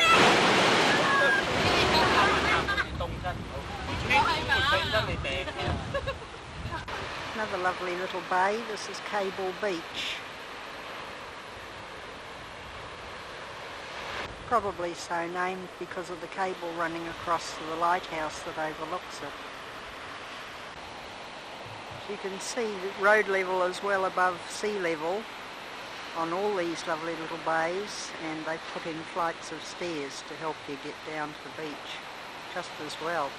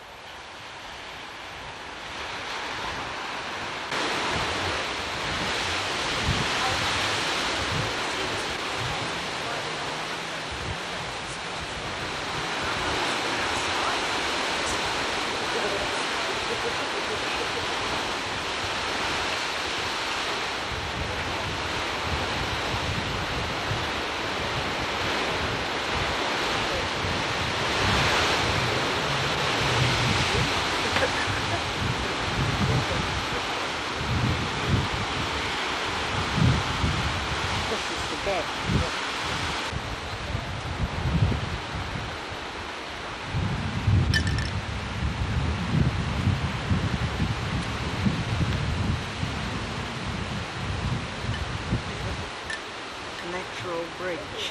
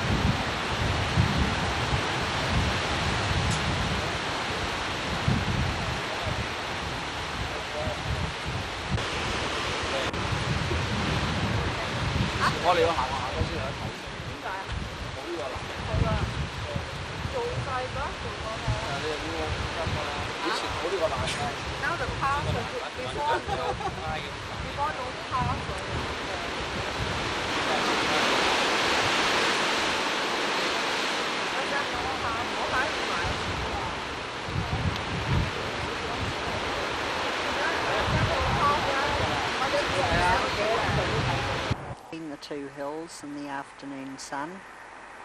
Exports from the wharfs are mainly wheat. There's some of the storage silos. Also a fair bit of wool exported from these wool stores. This is another view of Albany, this time from the top of Mount Melville.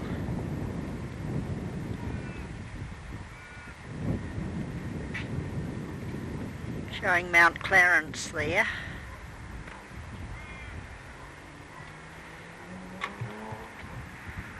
King George Sound.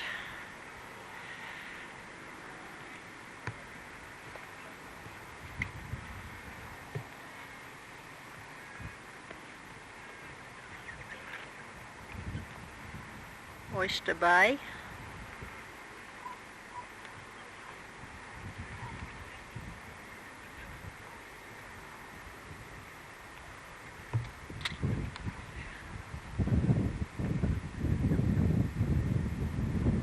And around to the south of the town is the inner harbour.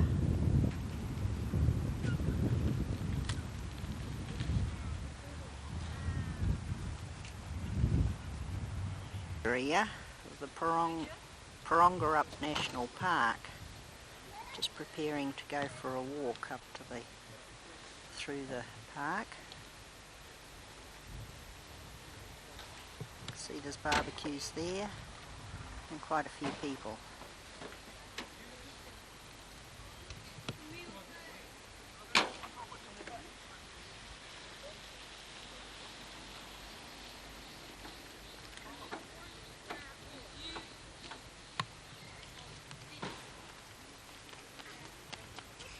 This is one area where the carry tree grows, very tall eucalypt.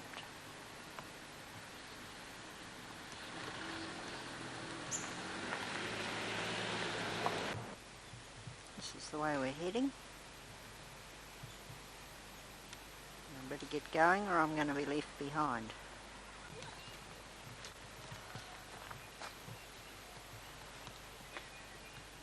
Well, it's a fair climb up here. It just keeps going up and up and up.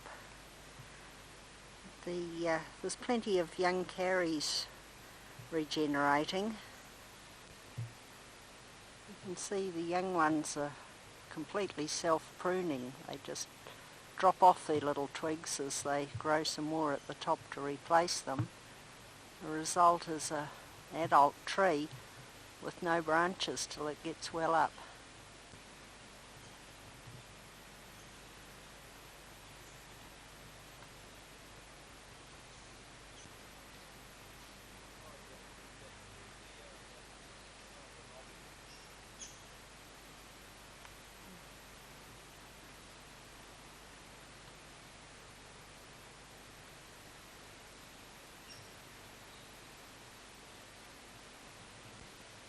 About half an hour into the walk through the Parongarup National Park, and there's rock towering above us. Fair bit of bracken fern in the undergrowth. In places there's a lot of wattle coming through. I've lost him. and hardy trees.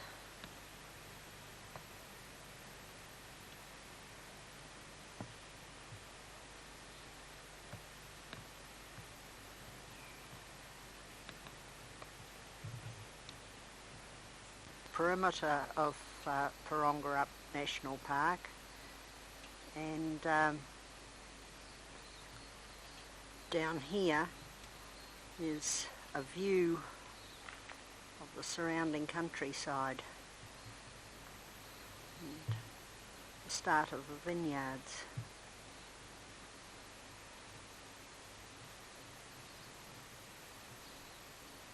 Dam down there would provide water for this vineyard, and there in the distance is the start of the Stirling Range, 64 kilometres long, also a national park, and we're on our way there now.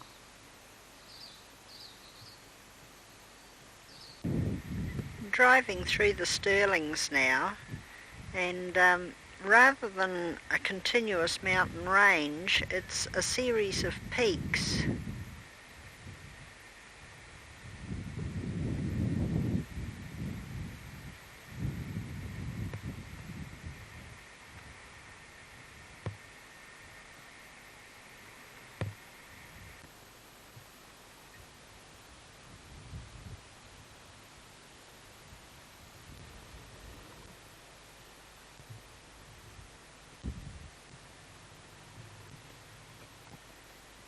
I don't know what this place is like in the spring when it's supposed to be wildflower season, but there's certainly plenty at the moment.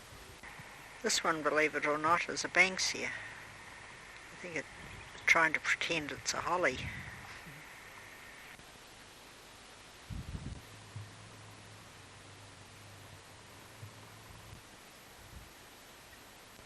We're now climbing up one of the peaks to a lookout. I hope it's worth it when we get there. Yes, pretty good view from up here, right along the Stirling Range.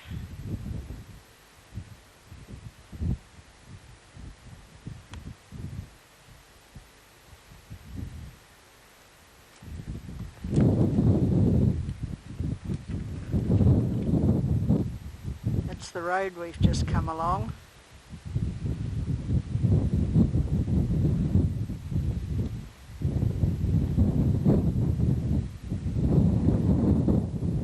There are the Parongarups that we were up a while ago. Plenty of vegetation up on top. These are called black boys. In their trunk they have a black resin which is used by the Aborigines to connect spearheads to their spears.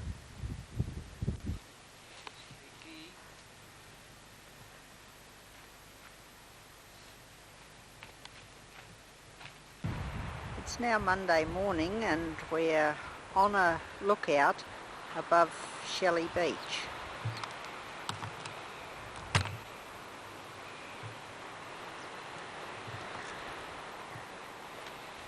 Lovely little beach with a camping ground. A bit cloudy, so the sea's not showing up as blue as usual. As usual, there's some keen fishermen out there.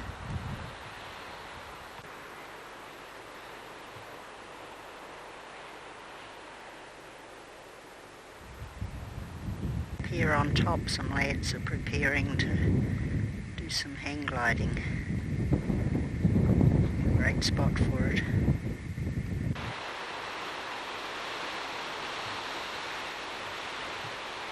A bit further along the road now towards Denmark, and we've stopped at another lookout point near Knapp's Head.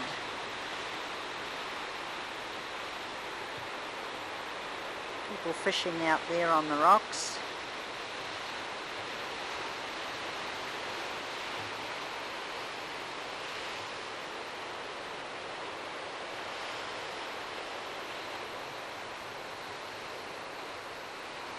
A nice sandy beach.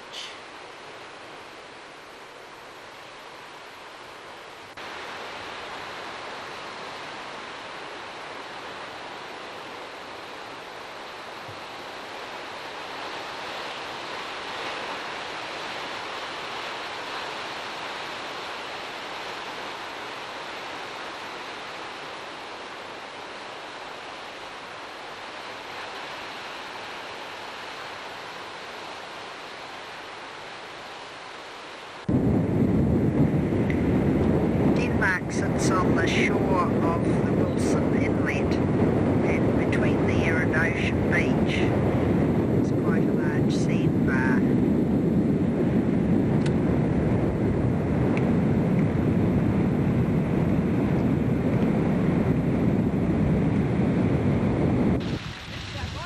Here at Madfish Bay, or Ocean Beach, south of Walpole, there's a little waterfall flowing down into the sea.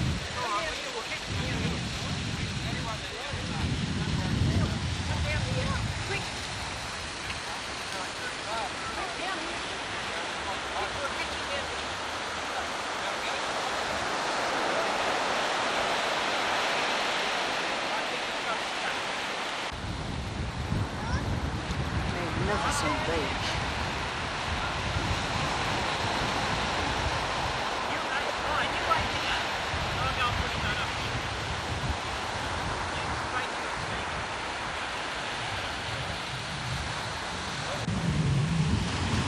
This is Madfish Island.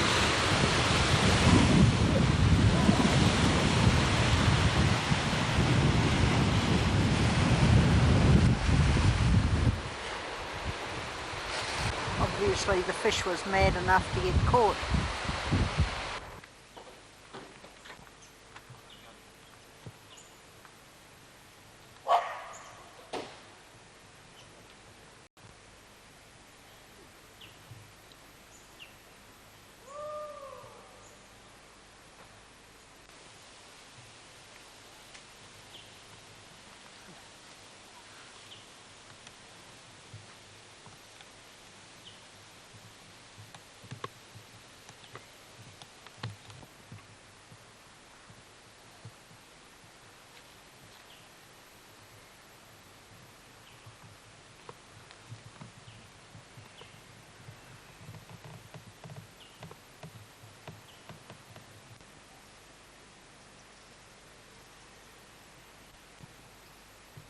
These trees are all red tingles, which grow to a terrific size.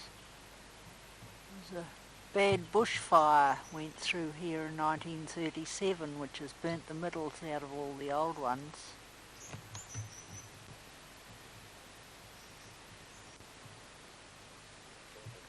This is the stump of one that was cut down in the 30s with a crosscut saw. You can see the hollows there where boards were jammed for the bushmen to get a footing to cut it down.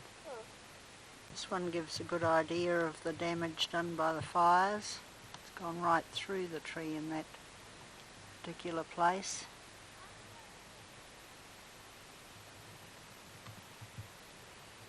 And on and on and on and on.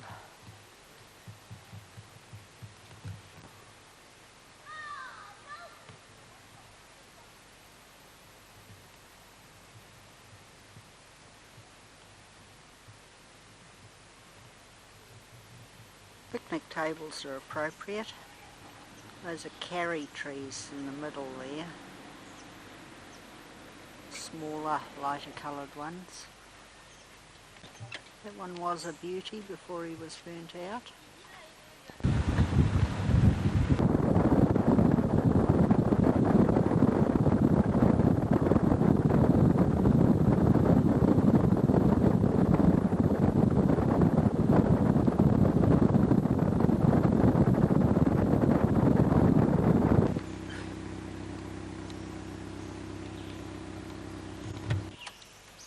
Quite a few carries there.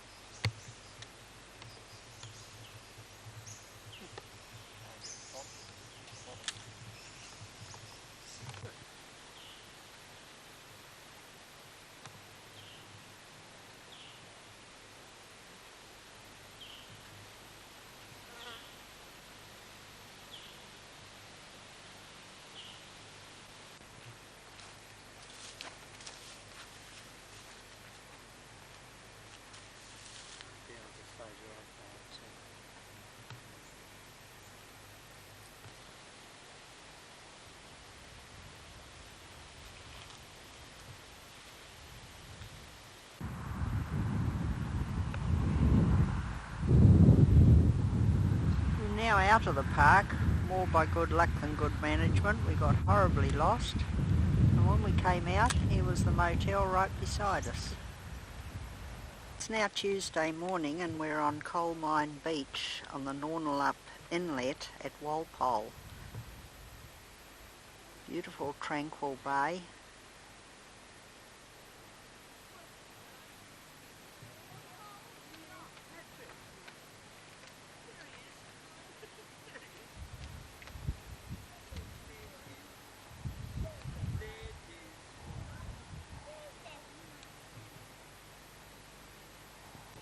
There's an arm of Tinglewood Forest jutting out into the inlet there.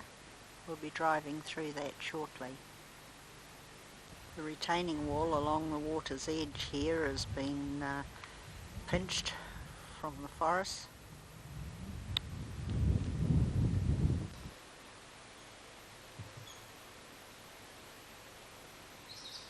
Absolutely beautiful through here.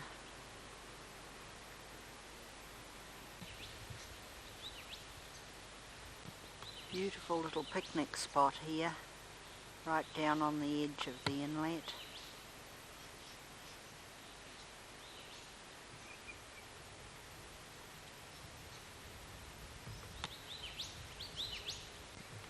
There's always a barbecue. This one's different from most. Black boy on a lean.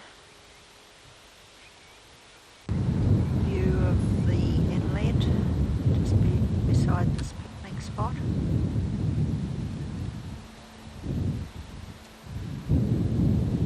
Fishing must be pretty good here. They didn't want this one. That's what's left of that one. One out there on the edge of the water. The air's not too healthy here. I think it's time we went. Nice little picnic spot down on the shores of Nullabor Inlet with the picnic table there.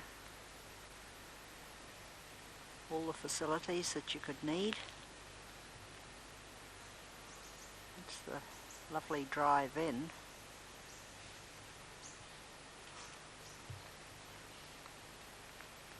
The bush that we came through.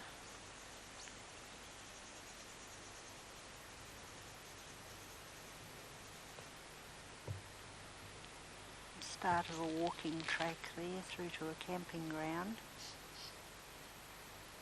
and a beautiful bay.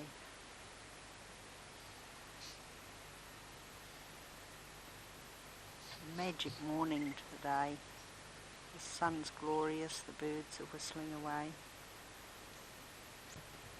And the inlet today is just like a mill pond.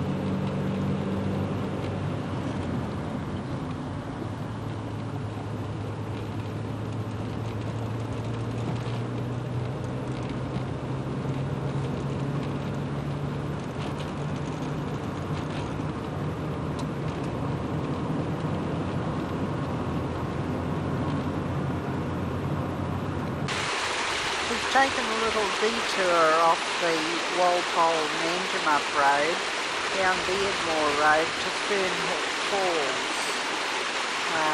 After a downpour they'd be quite impressive, but there's not a lot of water going over them at the moment.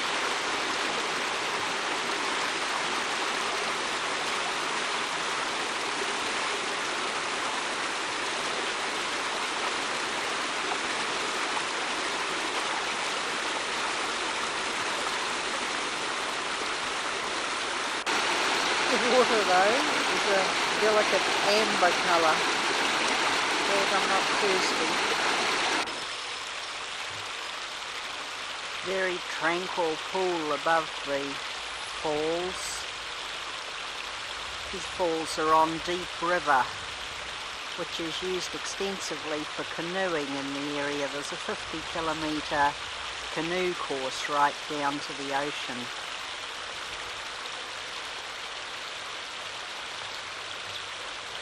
North now through the state forest towards Manjinup.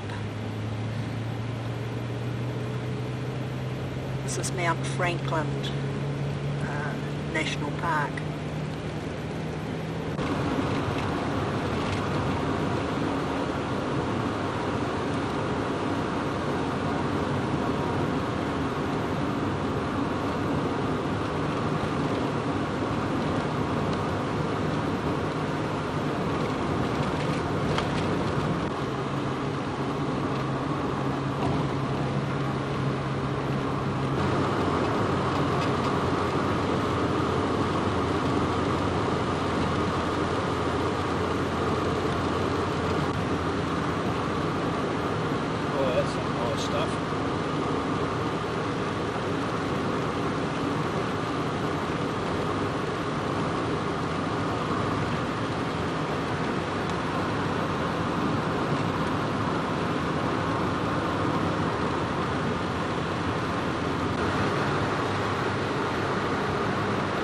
Up.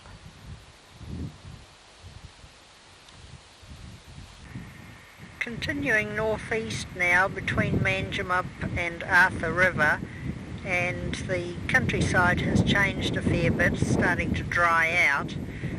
It's obviously sheep country. They've left quite a lot of gum trees planted around. It's amazing how quickly the country has dried out.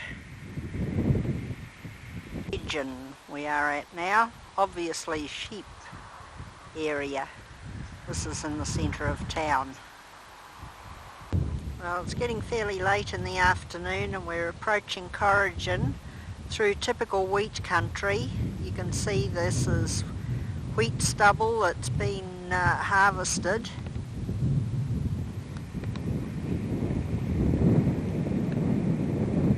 And there's acres and acres and hundreds of miles of it.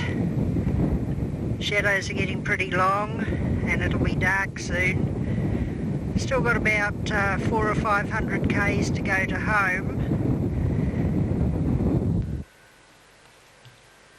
The story of the finding of the golden eagle is worth recording. This is a replica which is housed in the Kalgoorlie Museum.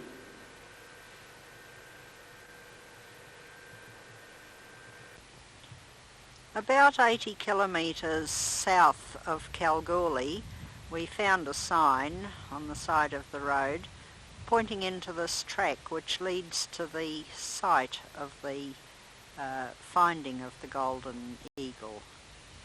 This track goes for about 7 kilometres to the actual site. We drove out that direction for quite some time, and then we came to tracks leading every which way, and with no signposts or directions to tell us which way we should be going. The tracks were leading north, south, east and west, and every point of the compass in between. We found plenty of workings, old and new, but nothing to tell us where they found the big one.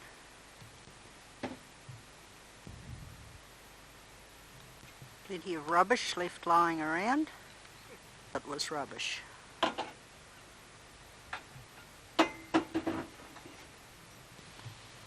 After retracing our steps and going back to the main road and taking more accurate readings on the speedo, we've come to the conclusion that this is fairly close to the spot, although there's no signs to tell you. There's definitely signs of old workings here. The actual nugget was found only a foot under the ground, but also in the vicinity there was a reef found by somebody else. It's possible that this is the hole leading to that reef because there's a tunnel that goes along for quite some way. There's been quite a lot of scratching going on in the area.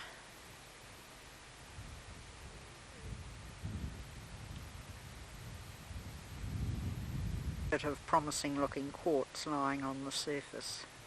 And has recently registered a claim here, and there's a series of samples that are taken at different depths from a test hole.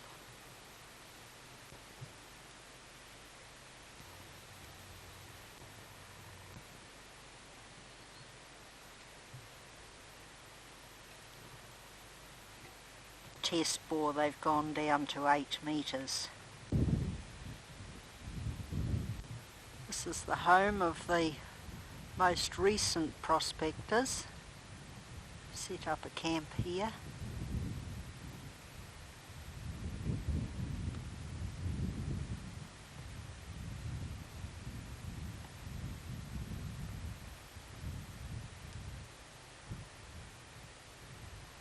Hang on, what's that over there?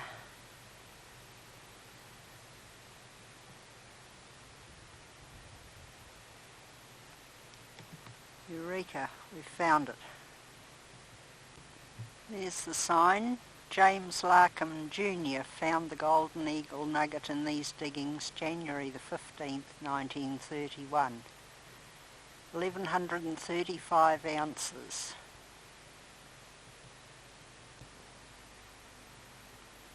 So, these are the diggings.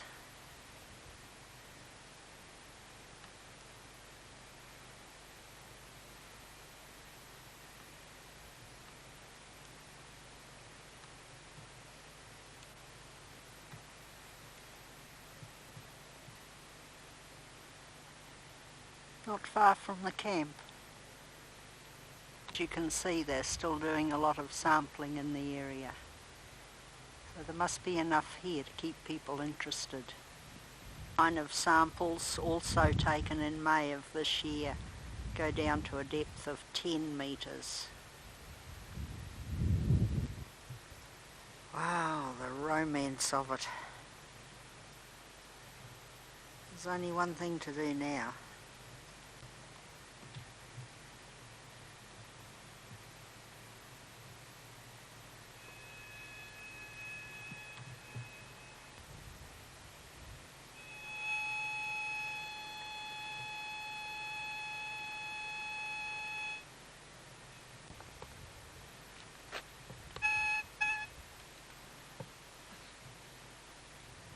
Sardines.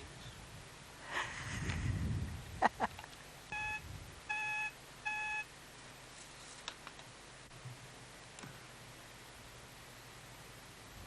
rest of it. What's that, a sardine tin? The opener and the whatever.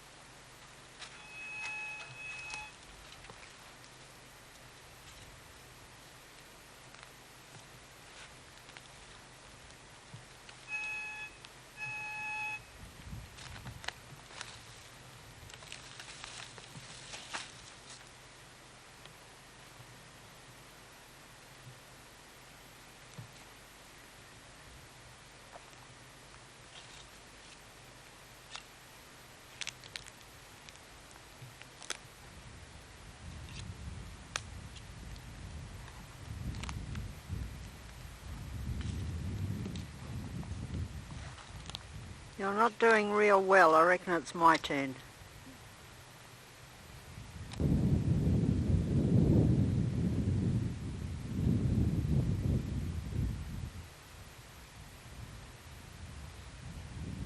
I reckon you've turned the thing off. Not getting any beeps. Oh yeah.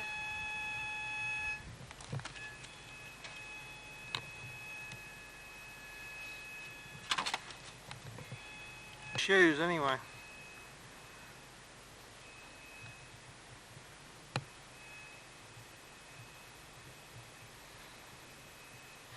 Well, don't just stand there, dig up a nugget. Make it look like something. I'm looking.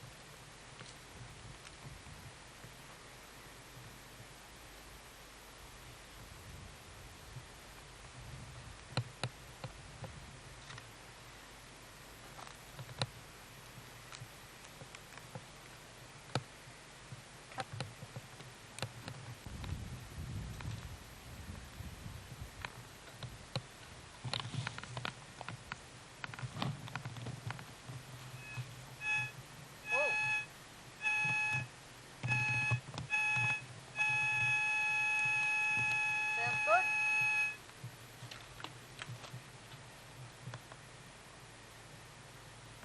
Oh yeah. Let's go home.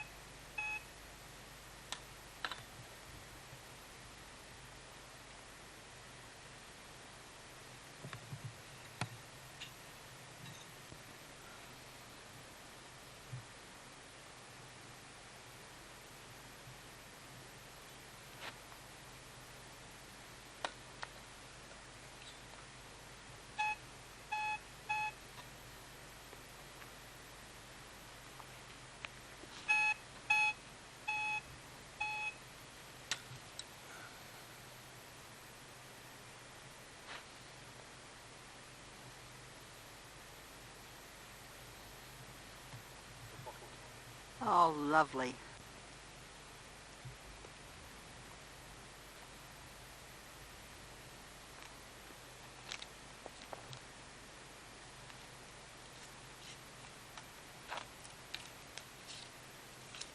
Plenty of booze up here.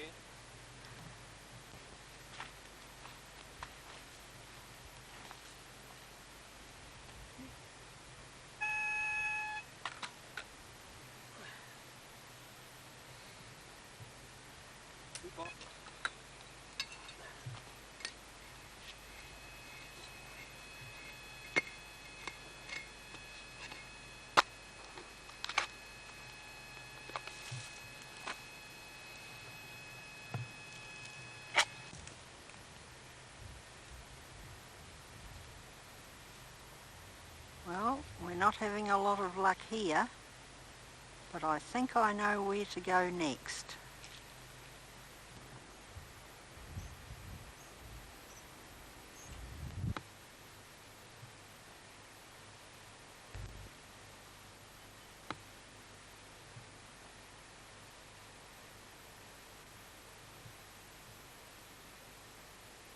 This is part of the old Bulong gold field. There's relics everywhere.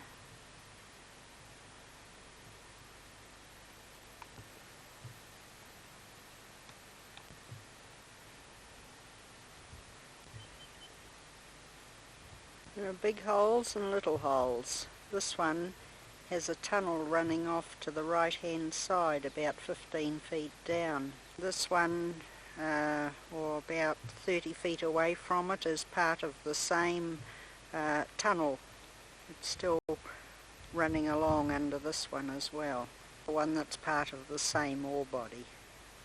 Part of the old windlass lying here where it crashed. Ladder still leads down into this shaft.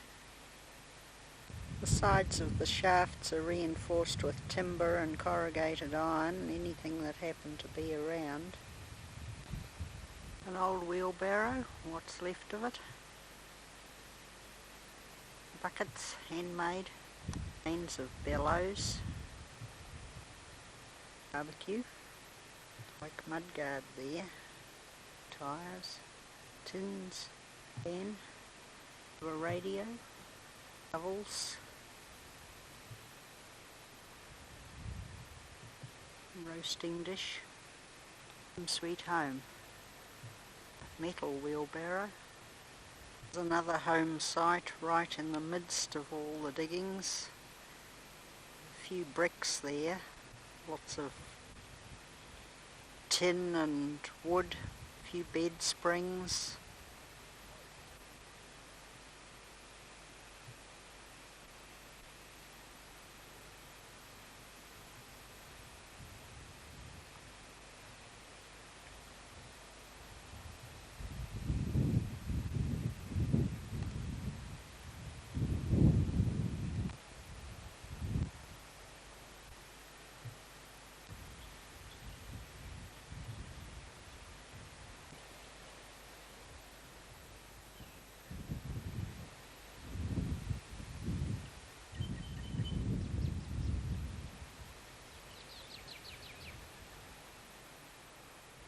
Bully beef, beans, kinds of other food and drink tins.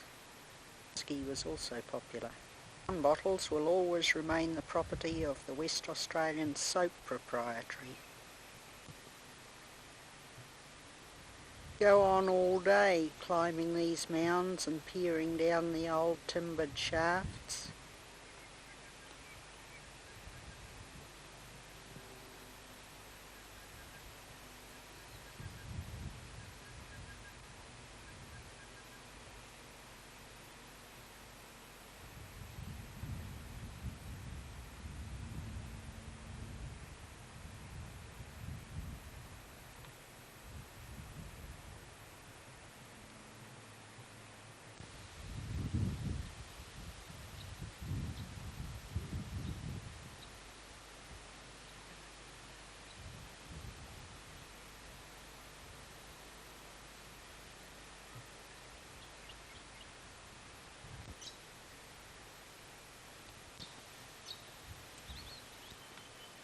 One varies from red.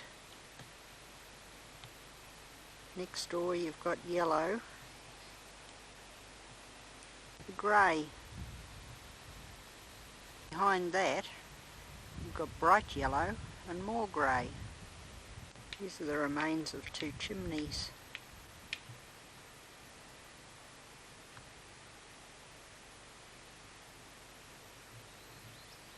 Probably the house that they were attached to.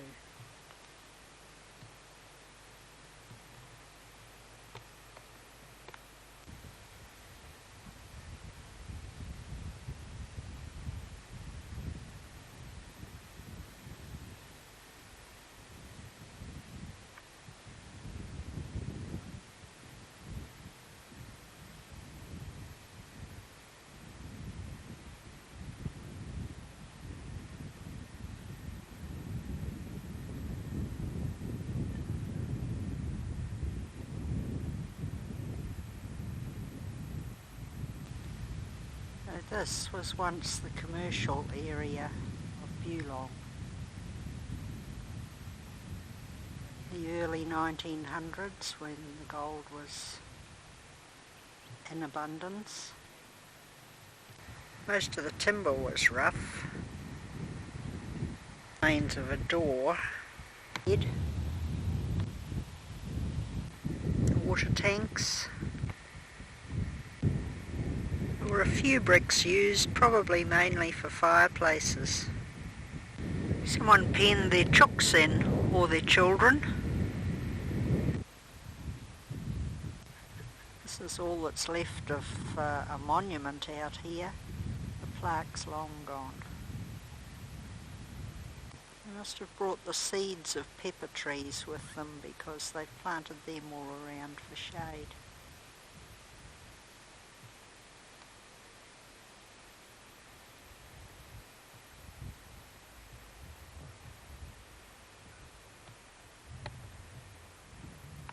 This may once have been the pub's cellar.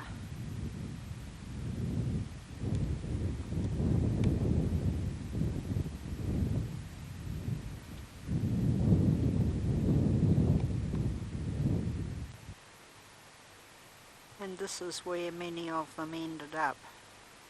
Although there's only 10 graves in this particular spot, many of them around would be unmarked.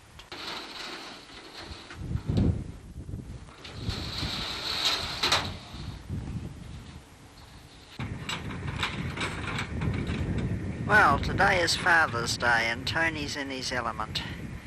He's acquired the lease on a show about 50 k's from Kalgoorlie, and he's been busy making up a head frame, and they're preparing now to take it off the truck. Back on the site, and there have been workings here in the past. It hasn't been touched for about 3 years. Until last week's rains, this was an open pit. It's filled up with water now. This is where all the water's come down into the open cut. It's washed through here, turn, and cut its way through here into the open cut. It runs straight down that way and straight out that way. I think it goes 800 metres that way. We're looking now at along the eastern boundary to that point that we were at in the last shot. We've walked up here to the southeastern corner. And just over there is the extent of the present workings. So it takes in all this area.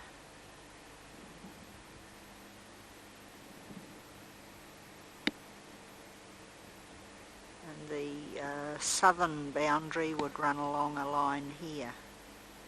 Datum peg on the southeastern corner.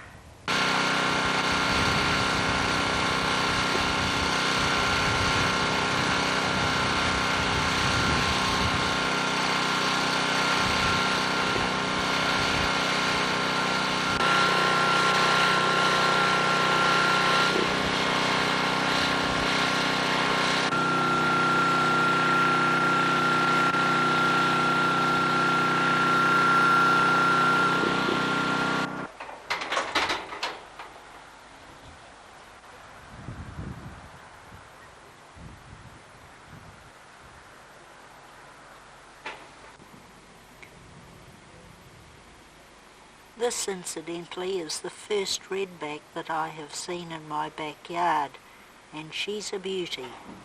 That's her egg sac beside her.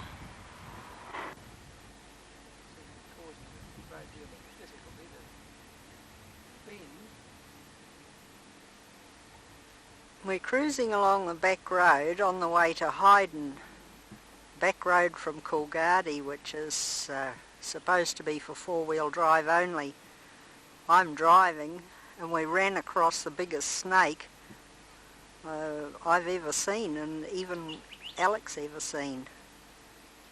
So we've come back to have a decent look at him. How long is it, Alec?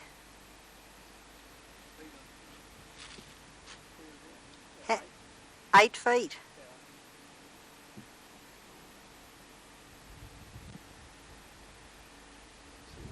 Whitish or palish looking spot about halfway down. Yeah, went right across his middle.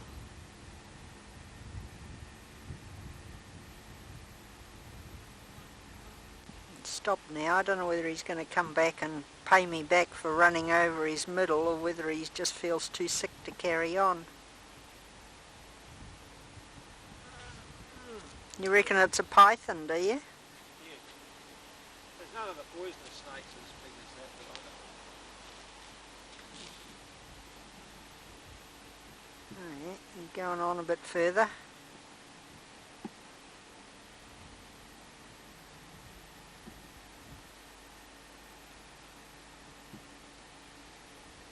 Oh, it's the first snake I've seen in the wild. I had to run over him before I could find one. What a beauty.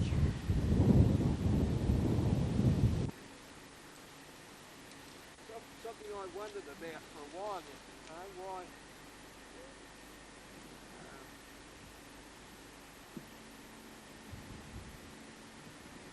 why I couldn't tell the difference between the quandongs and the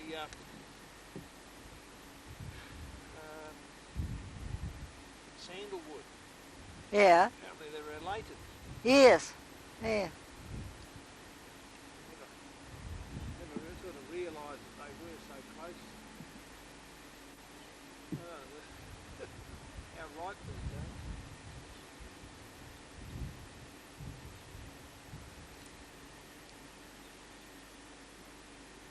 Surely red, but not necessarily very right.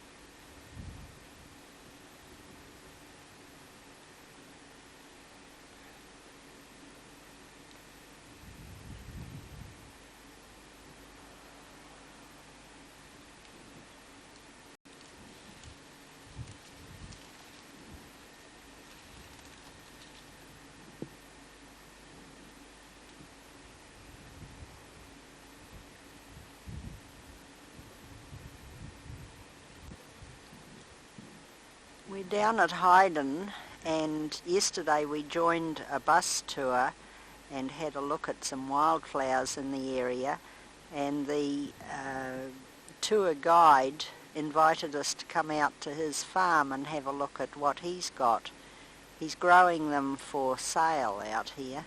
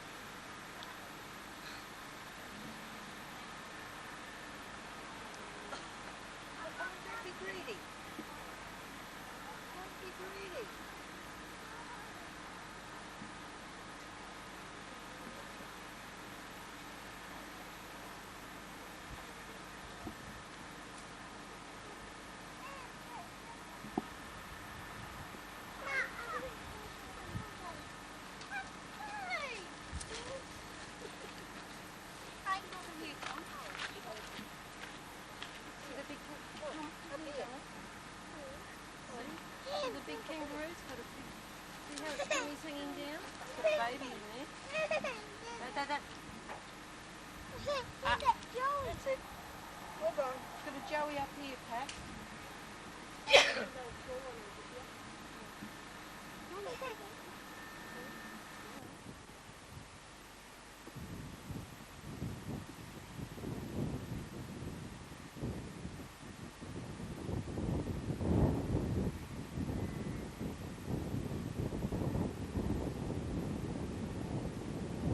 This is Lucky Bay in the Cape Le Grand National Park. It was named by Matthew Flinders when he sailed through in the 1840s. He'd been sailing along the south coast and couldn't get any shelter. It was fairly strong winds.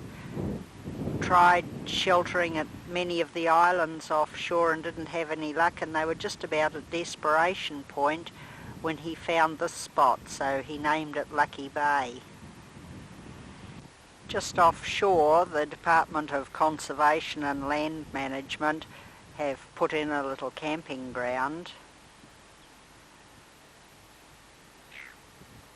It's a very nice ablution block with solar heated water for showers, and it's just off the beach.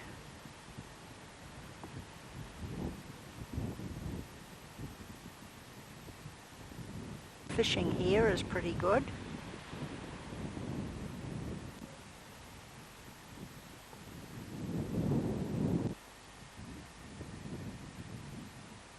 What they call the Australian Christmas tree is flowering in profusion.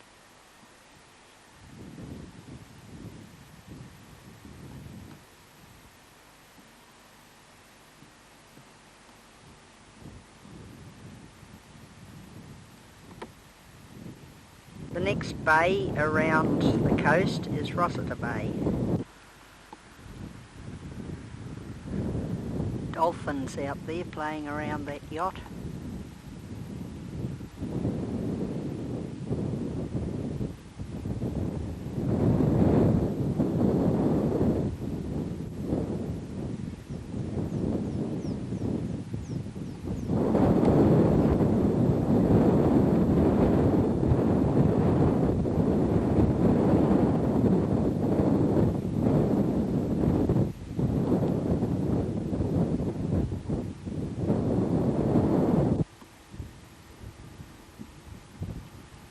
This also is a glorious bay.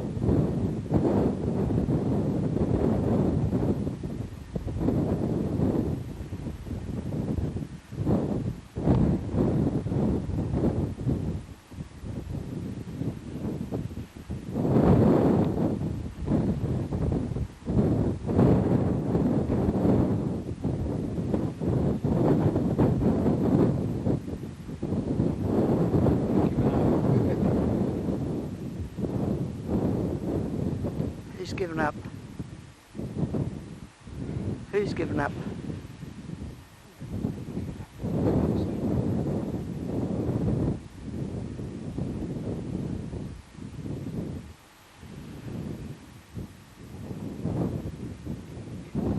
Yeah, God's getting away from them.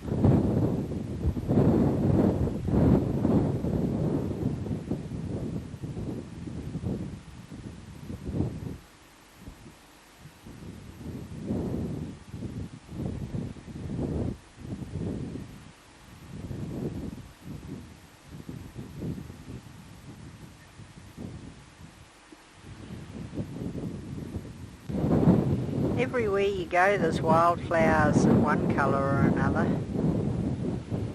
It's lovely.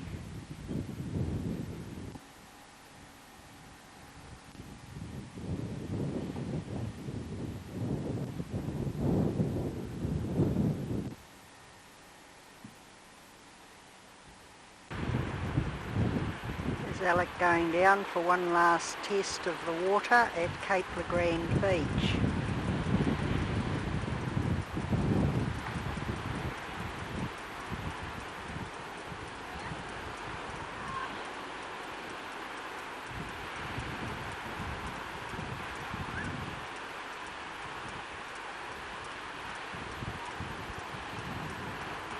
It's a lovely beach, beautiful for swimming.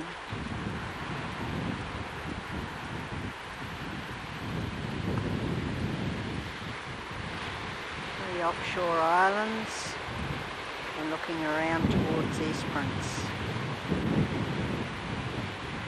We went for a long walk along this beach the first night that we were here.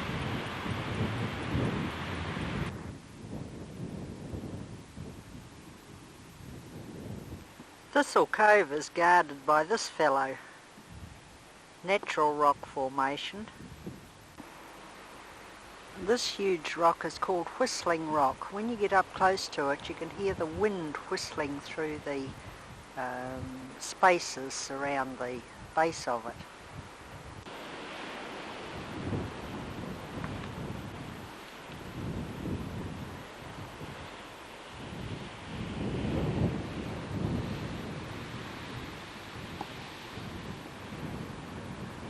This is the first view that you get of Thistle Cove.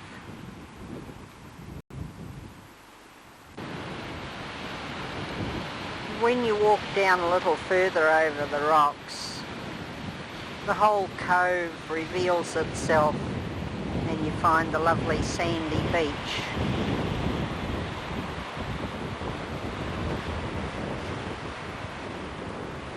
The colours are magnificent.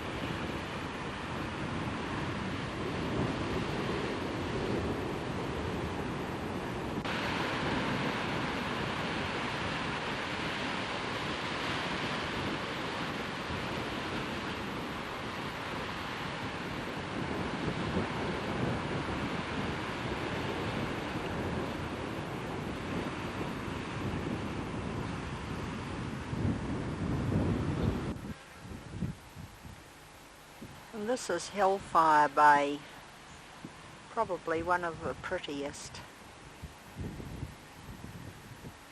There's no camping here, but picnicking is encouraged.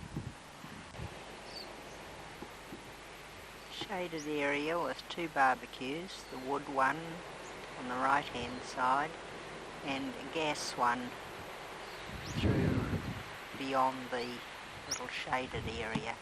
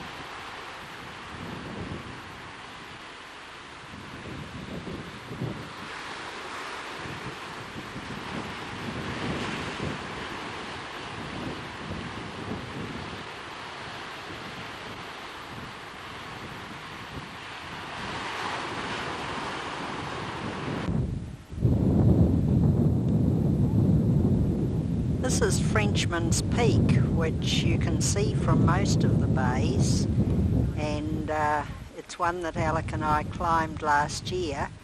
Very interesting, not a terribly hard climb, but once you get up there you can go right inside that hole that goes all the way through. It's very much bigger than it appears from here because of all the greenery growing in front of it. It's a huge cave.